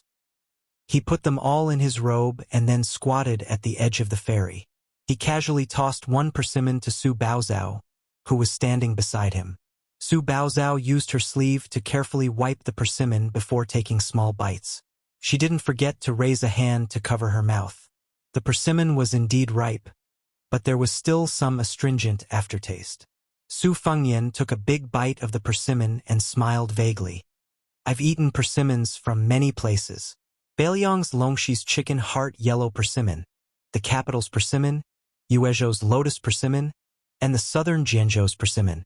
However, the taste is not as good as an unknown wild persimmon from Gangnam-do in the early years. It's a small red color, especially bright red. It's delicious." Su Baozhao seriously reminded him, "Your table manners are really ugly." Su Fengyan ate 1 persimmon after another. Soon, the only persimmons left in his pocket were a pair of fellow sufferers. He then stopped eating like a hungry ghost and looked into the distance. Unknowingly, Old Huang, who lacked front teeth, had passed away for more than 10 years. Su Baozhao suddenly couldn't help but squat down. Then, she felt a gentle breeze above her head. She turned her head to look and saw a shifty-eyed man resentfully retract his hand. It was obvious that he had been aiming for the round and perky part of her waist. She glared at him angrily. The short and vigorous man with a short saber in a golden sheath grinned and made a kneading gesture with his hand provocatively. Su Baozhao was helpless. She could only turn her head to Su Fengyan and say angrily, "You're turning a blind eye?" Su Fengyan sat cross-legged with his hands on his knees. He squinted his eyes and smiled. 10 years ago, I wouldn't be any better than him. Su Baozhao fiercely threw away half of the persimmon and said angrily, "Pervert!" Su Fengyan laughed and said, "It's a waste of youth if one isn't perverted." Su Baozhao stared fiercely at the disappointing man in green. "How can a person like you become a Jianghu master? God must be blind." Su Fengyan nodded indifferently and said, "Yes, yes." Perhaps because they realized that the man beside Su Baozhao didn't even dare to fart. The man with the short golden sheathed knife and the two burly men beside him thought that they were two soft persimmons. The three of them laughed strangely and surrounded the man and woman who were squatting on the ground. One of them crossed his arms and said, "Although this little girl doesn't look good, if you blow out the lights at night or cover her head during the day, as long as you don't look at her charcoal face and take off her clothes, you'll definitely have a different taste. I reckon she's not far from a courtesan, right? Isn't that right, brothers?" The short man sneakily stretched out his toes, as if he wanted to weigh the girl's 2 full moons. Chapter 2055. As a result, the three of them flew high into the air at the same time and then landed on the surface of the Shi River. After that, they glided over the surface of the river like dragonflies skimming the surface of the water, moving further and further away. Finally, they disappeared from everyone's sight at the ferry at lightning speed. This Qinggong was really amazing. The people of Jianghu at the ferry were very impressed. They thought that it was no wonder that the real person did not reveal his true appearance. When an expert made a move, it was obvious whether they were real or not. If the three masters did not let out a series of strange cries, their fluttering demeanor would be even more flawless. Su Fengyan clicked his tongue and said, "Amazing, amazing." The girl who was looking at him in a new light immediately lost her good mood. She sneered and said, "If I didn't know better, I would have thought that it was you and not me. You're wearing an extra layer of skin." For the first time, the guy did not talk back. He shrunk his shoulders and folded his hands into his sleeves, squinting his eyes and looking into the distance. He had a martial arts cultivation, but he looked like a vulgar villager who squatted in the field and stared at the harvest. Su Baozhao snorted in disdain. He remembered those scholars in the books. Which one of them wasn't spirited and outstanding? Which one of them wasn't elegant and refined? Which one of them wasn't handsome and elegant? The two of them did not speak until the ferry was about to set sail. Su Fengyan called her to walk together. He found that the eyes of the men around them were shining, so he let her step on the wooden plank that connected the ferry and the bow. After she walked up, she suddenly turned to Su Fengyan and stretched out 2 fingers. She gently bent them, indicating that he should watch his eyes. Su Fengyan smiled and nodded. The two of them did not enter the cabin. They stood at the stern. Su Fengyan leaned on the railing. She thought for a moment and could not help but ask, "Can your disciple really escort them to the border of Zhenzhou smoothly?" Su Fengyan nodded. Su Baozhao asked again, "Your disciple and the young swordsman with a long sword can make the sword in the scabbard vibrate by itself. Are they the kind of sword immortals who can take people's heads from thousands of miles away?" Su Fengyan didn't know whether to laugh or cry. That's still far from it. Over the past 100 years, if we don't count the reincarnation of Ancestor Lu, there are probably only Lu Songtao of Zhulu Mountain, Li Chungang of the Spring and Autumn Sword Armor, and Dong Tai of the Peach Blossom Sword Deity. The current second in the world, Yu Groom, and the third in the world, Sui Hua of the Wu family's sword tomb, are still a little lacking. "Oh," Su Baozhao muttered. "Anyway, I've only heard of Wudong Mountain's ancestor Lu." Su Fengyan laughed and asked, "That Lu Guanshan of yours? Didn't he tell you about these Jianghu people and strange things?" Su Baozhao frowned and said, "Young Master Lu is a guest of our Su clan. I have nothing to do with him." I heard from young Master Lu that he only saw me once from afar a few years ago. Su Fengyan asked, the scholar who broke off 2 marriages? Su Baozhao snorted coldly. When I was young, I went to the Taoist temple to burn incense and saw him once. He's just a sanctimonious hypocrite. Su Fengyan shook his head lightly. Lu Guanshan might not be a true hero, but that scholar might not be a hypocrite. Su Baozhao sneered. You even know this? Su Fengyan sighed. You can't say that Lu Guanshan is a bad person. After all, in order to save you, he put his life on the line and even risked angering a deputy provincial governor. Therefore, you can't say that he doesn't like you sincerely. As for that scholar from your hometown who backed out at the last moment, in my opinion, he's really not easy. He can be said to be filial and righteous. You're still young. The kind of love he has for someone will probably only be experienced in the future. Su Baozhao was annoyed. What nonsense are you talking about? Su Fengyan raised his head and looked. At this time, the Shi River where the ferry was located was still some distance away from Mount Hui. It was also because of this that he could see the imposing and majestic bull mound from afar. There were thousands of tall buildings in the world, but it was indeed rare to see a building as tall as the missing moon house in the Great Snow Plateau, especially a building that was 9 stories tall. Probably only the tide-listening pavilion in Mount Qingliang and the star-picking platform in the capital's imperial astronomer could be compared to it. Su Fengyan had a lot of feelings for Mount Hui.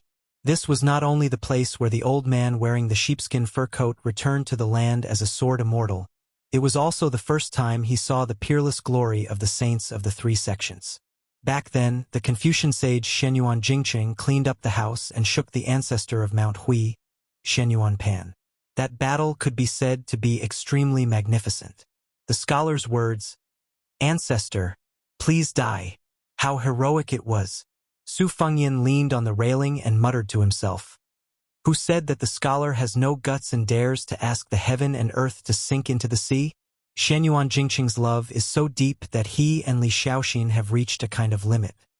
Su Baozhao pricked up her ears and listened carefully. Her rooting face was really rough. If one paid a little attention, one would find that the color of her face was incompatible with her whole person. The tide-listening pavilion's death warrior Shu Xiu was proficient in this field. She once said that there were 3 levels to making a face, namely the rooting and the enchanting. In order to escape from Beiliang, she had to pay a huge price of 10 years of her life to make an enchanting face and exchange it with Su Fengyan. Only then did she go to the king of Jing and Zhao Sun. As for whether she regretted tying her fate to that emperor of 10 years, and finally died for Zhao Sun, Su Fengyan did not know what she was thinking before she died. However, the last time Su Fengyan saw her was before the battle with Chun Jibao on the Guangling River. The woman jumped into the river to save the young king of Zhao who had fallen into the water. At that moment, Su Fengyan felt that Shu Xiu might have really fallen in love with Zhao Sun, who was lofty and fragile. However, he did not know whether Zhao Sun knew the true identity of the woman beside him before his death, and whether he had seen the true face under the mask. As for the enchanting face, Su Fengyan gave it to Murong Tonghuang. The latter entered Beimang during the Yonghui auspicious talisman and became the most trusted confidant of the former Beimang crown prince Yelu Hongkai. After the Beiliang cavalry went north to the grassland, Su Fengyan tried to find him, but to no avail. Most of the fate in the world was like this. One's thoughts were constantly on one's mind and could never be forgotten. Su Baozhao suddenly asked worriedly, "Aren't you afraid that Marquis Gao Tinghuang will turn around and chase after your disciple?"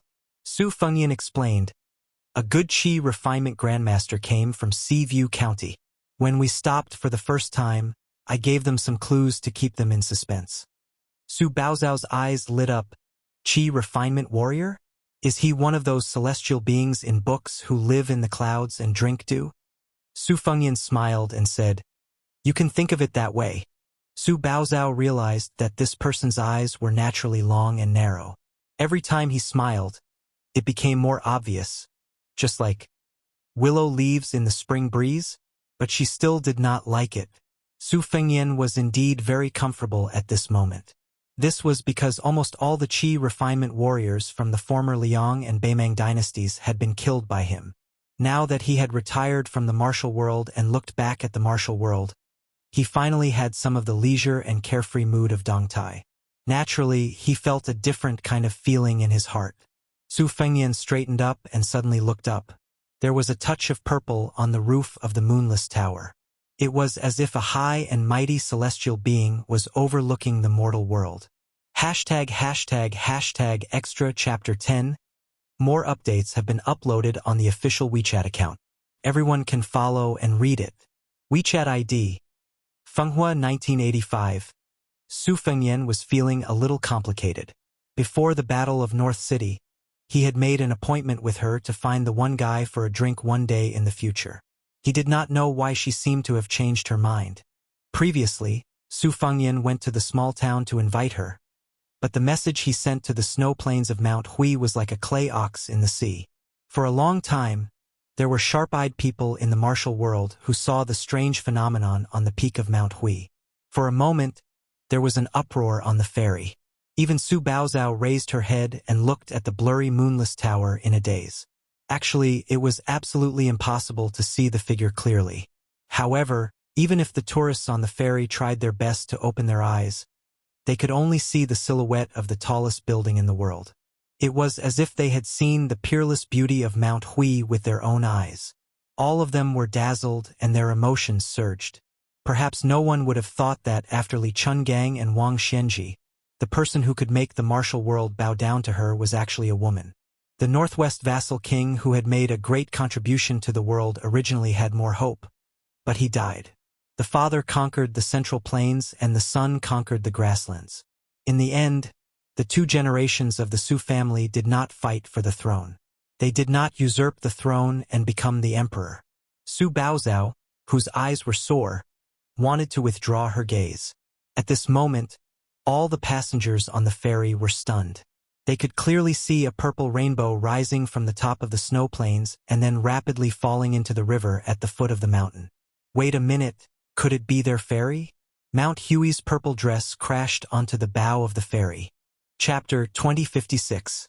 The bow of the ferry sank deep into the river, and the stern of the ferry rose up high. The entire ferry tilted to a huge angle. People and horses were thrown off their feet, and it was a complete mess. The tourists in the cabins were still fine. They were just piled up like dumplings at the bow of the ferry. However, the passengers who were enjoying the scenery on the deck were in trouble. They all fell into the Shi River like dumplings.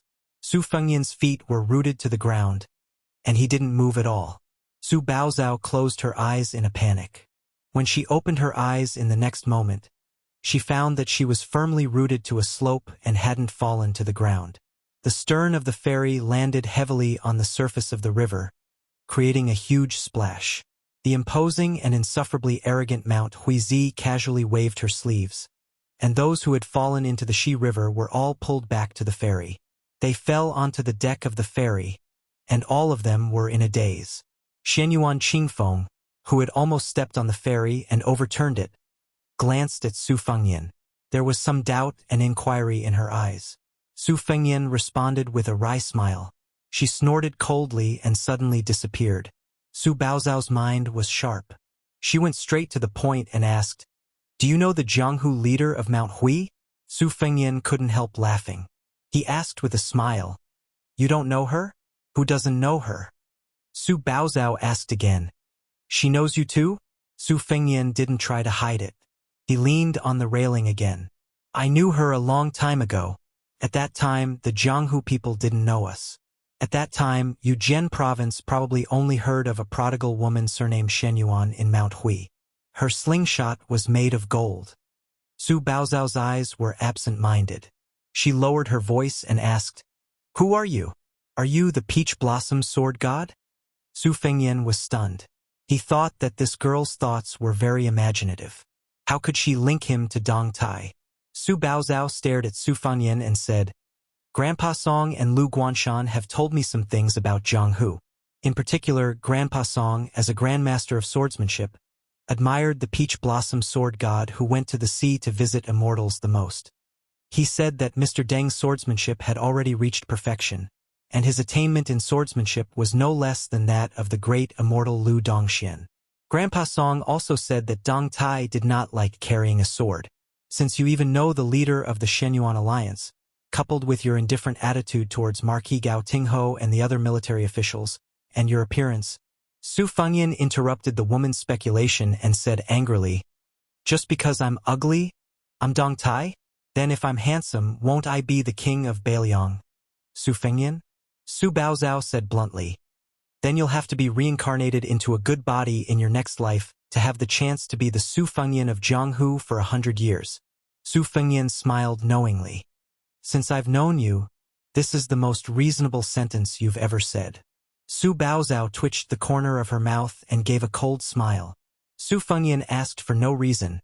"Did you like Taoist classics in the past? Do you want to learn martial arts in the future?" Su Baozhao was confused. She did not know what this mysterious man wanted to do. She was not in a hurry to answer. She only glanced at Su Fengyan from the corner of her eyes.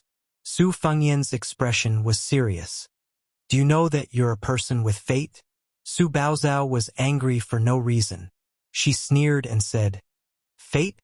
Of course I have it. Otherwise, how could I be ranked fourth?" The second evaluation also said that in the next Rouge evaluation in 5 or 10 years, when the youngest daughter of the Su family grows up, she will definitely be ranked in the top 3. She even has a chance to win the title of the world's #1 color. "Do you think I have fate or not?"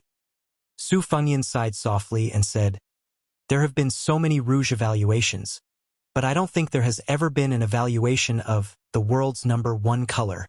Only the last empress of West Chu won the title of the world's #1 color and became one of the 13 colors of spring and autumn. I'm not interested in the world's #1 color. I've only heard of the Beiliang cavalry." Su Baozhao frowned. "The Beiliang cavalry? Didn't they break up?" Su Fengyan raised his head. The river breeze brushed past his face, blowing his sideburns as if he was flipping through a book. He whispered, "Yes. Back then, at the northwest gate of the Central Plains, it was said that Beiliang had 300,000 iron cavalry. Of course, it was impossible for the real Northwest Cavalry to have 300,000. At its peak, it was only 140,000. At the end of the 3rd year of Xiangfu, it was getting worse and worse. After the 30,000 left cavalry led by Lu Diyuan was destroyed, Yu Luandao's Yuzhou cavalry, Yuan Tingshan's White Feather Light cavalry, Su Longxiang and Li Mofen's Dragon Elephant cavalry, Ko Jianghuai's Liuzhou cavalry at Chi Fulong Pass, Ning Amei's Iron Stupa, and many of the Beiliang cavalry's main field battle forces. In addition to the 2 heavy cavalry armies, they lost and replenished their sources of soldiers again and again. In the end, most of them were still not organized. Before the young king left the Beiliang frontier army, only the Great Snow Dragon cavalry maintained a relatively complete organization. The new Liang dynasty also had some considerations or apprehensions, so they did not make a move on this famous cavalry army. They let Xie Shibian, who was unwilling to enter the capital to be an official or general, command this army and intimidate the grassland. As for why they chose Xie Shibian, who had only joined the Beiliang frontier army much later, instead of Beiliang's native generals like Li Yanchao, Ning Amei, and Li Mofen, the imperial court's intentions were obvious. The frightened people on the ferry weren't angry at all. Instead, they felt flattered and honored. They felt as if they had been struck by a pie in the sky. That's right. Shenyuanzi had disappeared from the Jianghu for many years. Today, a deity had descended to the mortal world for no reason. How could these small fries not feel extremely lucky? After Su Fengyan brought Su Baozhao ashore, they didn't climb the mountain. Instead, they went straight to Mount Longhu. He explained to her, "I don't think Mount Hui will accept you. I'll think of something else. Originally, it would have been best for you to stay at Mount Hui. The only places in the world where you don't have to give in to the government are these 2 mountains, Mount Hui and Mount Wudong. The latter is too far away from your hometown." Su Baozhao laughed heartily. "It looks like you're definitely not that peach blossom sword god. Otherwise, no matter how arrogant the Shenyuan Alliance's leader is, he would still give you face." Su Fengyan glanced at her. "Shouldn't you be more worried about your own situation?" Su Baozhao put her hands behind her back. Her footsteps were light as she stepped on the bluestone path. She didn't look like a stray dog that was fleeing for her life. Instead, she looked like a carefree child who was enjoying the autumn scenery. She smiled. Even if the sky falls, there's someone tall to hold it up. What's there to be afraid of? Su Fengyan teased. You're quite carefree. Su Baozhao had yet to leave the territory of the Shenyuan family in Mount Hui, so it was still quite lively. Su Baozhao caught a glimpse of old peddlers on the side of the road. They were yelling with all their might to sell sticks of freshly dipped sugar-coated haws. A few gluttonous children begged their parents and elders for copper coins and ran off to buy them. There was also a beautiful woman with a cold, fairy-like face standing not far away. A young hero had already bought a stick of sugar-coated haws with golden syrup. The woman took it and smiled sweetly, melting the young hero's heart. Su Baozhao didn't stand on ceremony with Su Fengyan. She stretched out a hand and gestured for him to take out the money. Su Fengyan was too lazy to argue with her. He took off the long cloth bag slung over his shoulder and took out a piece of broken silver for her. Su Baozhao asked, "Don't you have some copper coins? Nowadays, silver is very expensive and copper is very cheap. Be careful that the peddlers don't have enough copper coins." Su Fengyan smiled softly and said, "I have to save up copper coins for others." Su Baozhao couldn't figure it out, but she didn't think about it. She took the silver and went to buy the sugar-coated haws. She was quite generous and bought 2 sticks. She gave one to Su Fengyan. It wasn't that the peddler thought she was rich and easy to fool, but in Mount Hui, killing pigs was a natural thing to do. The price of a bowl of wine could buy a jar of wine anywhere else. My WeChat public account. Fenghua 1985. Su Baozhao held the stick of sugar-coated haws and smiled. Her pair of lively eyebrows were like crescent moons. She slowly licked the sugar-coated haws and a trace of happiness appeared on her face. She was content with what she had. So the sourness was at the tip of her tongue and the sweetness was at the bottom of her heart. Perhaps he was infected by her sudden happiness. Su Fengyan chewed on the sugar-coated haws and smiled.